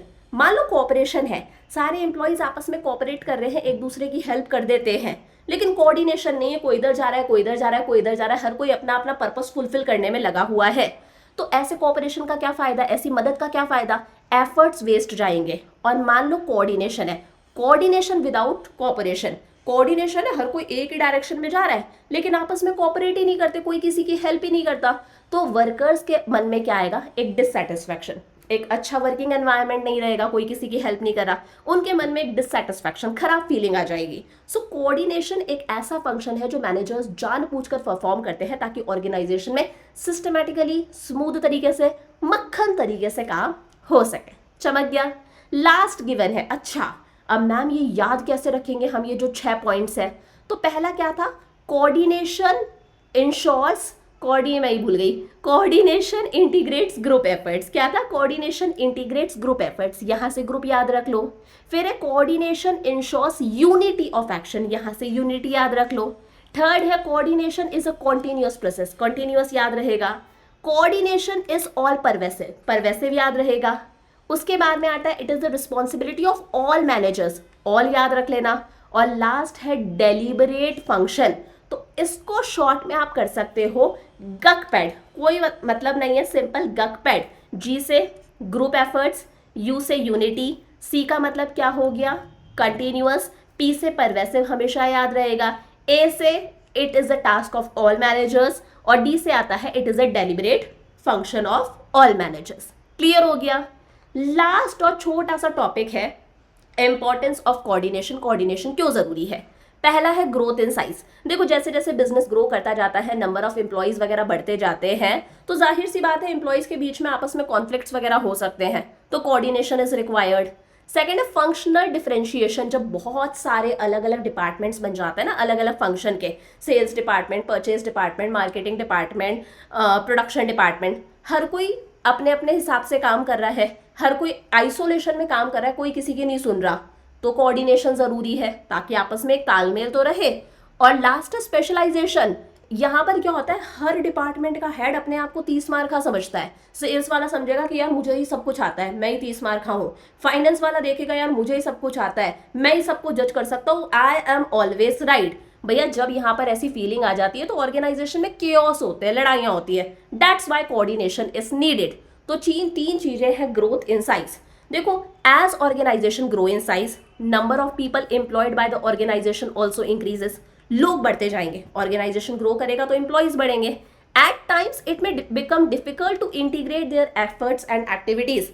आपस में जब ज्यादा नंबर ऑफ लोग होते हैं तो आप उनके एफर्ट्स को इंटीग्रेट नहीं कर सकते, उन्हें एक साथ लेकर नहीं चल सकते, उनके बीच में आपस में केओस वगैरह होने लग जाते हैं। It becomes necessary to ensure that all individual work toward the common goal of the organization.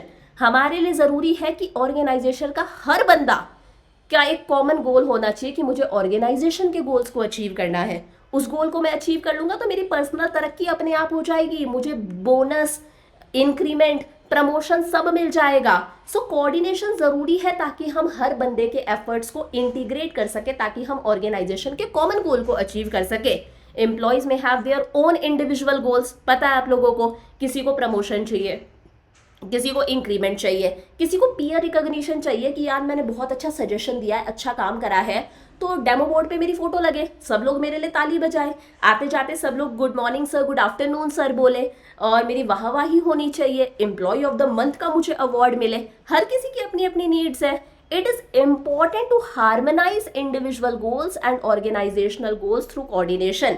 Individuals के ये जो गोल्स है जो अभी मैंने बताए और ऑर्गेनाइजेशन का गोल है ही एक अलग गोल है, उन्हें हार्मोनाइज करना, मिलाकर चलना जरूरी है। वो काम किससे होता है? कोऑर्डिनेशन से। जब ऑर्गेनाइजेशन ग्रो करता है, कोऑर्डिनेशन इज वेरी इंपॉर्टेंट, सबके बीच में तालमेल बैठाना इज वेरी इंपॉर्टेंट। पहला याद हो गया ग्रोथ इन साइज। सेकेंड है फंक्शनल डिफरेंशिएशन। भैया ऑर्गेनाइजेशन तो बड़ा हो जाता है तो बहुत सारे डिपार्टमेंट्स बन जाते हैं, अलग अलग फंक्शंस के अलग अलग डिपार्टमेंट्स बन जाते हैं। पैसे से रिलेटेड अलग डिपार्टमेंट, फाइनेंस डिपार्टमेंट, प्रोडक्शन करने का अलग डिपार्टमेंट, मार्केटिंग एडवर्टाइजमेंट का अलग डिपार्टमेंट, एम्प्लॉइज का हायर करने से रिलेटेड, उन्हें पे करने से रिलेटेड अलग डिपार्टमेंट, ह्यूमन रिसोर्स डिपार्टमेंट, कुछ भी परचेज करना है उसके लिए परचेज डिपार्टमेंट्स। इन डिपार्टमेंट्स के सबके अपने अपने ऑब्जेक्टिव्स हैं। फाइनेंस वाले को चाहिए भैया प्रॉफिट्स बढ़े, प्रोडक्शन वाले को चाहिए कि हमारा तो प्रोडक्ट एकदम शानदार क्वालिटी का बने, मार्केटिंग वाले चाहते हैं कि सेल्स बढ़ जाए, वो तो एडवर्टाइजमेंट पे फोकस करे कि सेल्स बढ़नी चाहिए। सबके अपने अपने ऑब्जेक्टिव्स हैं, अपनी अपनी पॉलिसीज है, अपना अपना काम करने का तरीका है, सबका ओन स्टाइल ऑफ वर्किंग है। कई बार इन ऑर्गेनाइजेशन के जो डिपार्टमेंट्स हैं इनके बीच में कॉन्फ्लिक्ट्स होते हैं, लड़ाइयाँ होती है।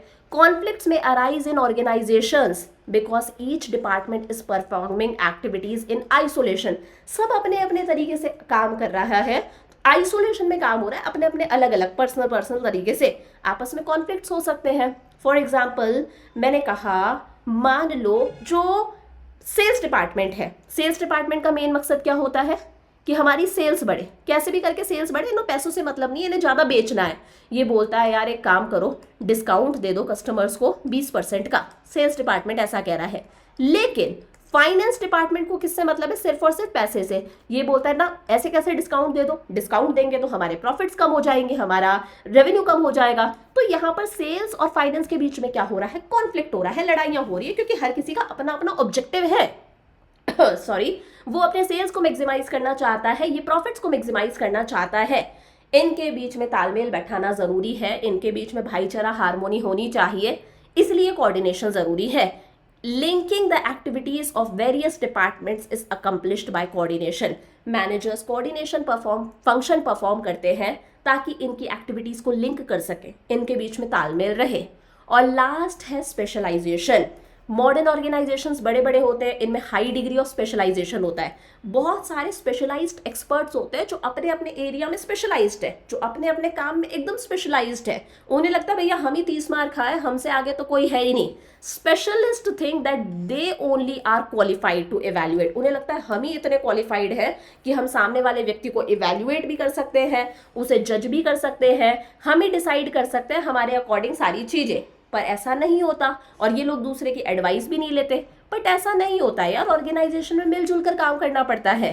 Coordination is required by an independent person. इसीलिए वो जो मैनेजर है ना, जो एक इंडिपेंडेंट पर्सन है, जो किसी पर डिपेंडेंट नहीं है, वो कोऑर्डिनेशन फंक्शन परफॉर्म करता है ताकि इनके ओपिनियंस के बीच में जो डिफरेंस आ रहा है, इनके अलग अलग स्पेशलाइज्ड एक्सपर्ट्स जो है, जो अपने आप को 30 मार्क का समझ रहे हैं, इनके बीच में जो कॉन्फ्लिक्ट्स आ रहे हैं, ये कॉन्फ्लिक्ट्स ना आए, इसके लिए कोऑर्डिनेशन जरूरी है। Coordination is required by an independent person. वो इंडिपेंडेंट पर्सन कौन है? हमारे मैनेजर भाई साहब। टू रिकनसाइल मतलब मैच कर देना इन सब के ओपिनियंस को, इन सब के इंटरेस्ट को, ताकि ये आई एम ऑलवेज राइट वाली फीलिंग ऑर्गेनाइजेशन में खत्म हो जाए। This is specialisation, this is the importance of coordination. समझ में आ गई मेरी बातें? इसी के साथ में we have completed our chapter number 1। और अगली क्लास में बीएसटी की जो अगली क्लास है that will be on Saturday. अगली क्लास में हम लोग करेंगे हमारा chapter number 2, principles of management. अगर ये लेक्चर आपको अच्छा लगा, आपको लगा मैम ने वन शॉट के अंदर डिटेल में सारी चीजें कवर करी है, वो भी फ्रॉम एनसीईआरटी, तो प्लीज इन लेक्चर्स को अपने फ्रेंड्स के साथ में शेयर करना। It will give me a lot of motivation. Plus अगर आप ये नोट्स परचेज करना चाहते हो, नोट्स पेड है, प्रिंटेबल पेड नोट्स है कि वाइट बैकग्राउंड है और कंटेंट ब्लैक है पूरा का पूरा। अगर आप ये नोट्स परचेज करना चाहते हो तो आप एप्लीकेशन से परचेज भी कर सकते हो। बहुत ही नॉमिनल सा अमाउंट यू हैव टू पे। बहुत सारे बच्चे बोलते हैं अरे मैम आप तो नोट्स पेड फॉर्म के अंदर है, आप तो नोट्स के लिए चार्ज कर रहे हो। बच्चा I am providing everything for free here on YouTube and it is my only source of income. मेरा ये पार्ट टाइम नहीं है, फुल टाइम है। सो थोड़ा बहुत तो कुछ करना पड़ता है, मतलब अपना लाइवलीहुड अर्न करने के लिए। आई होप यू अंडरस्टैंड, सबके पेरेंट्स करते हैं। सो अगर लेक्चर अच्छा लगा तो प्लीज़ फ्रेंड्स के साथ में शेयर कर देना। I will see you in next class. हम लोग करेंगे मैक्रो का हमारा chapter number 2। Lots of love, bye bye.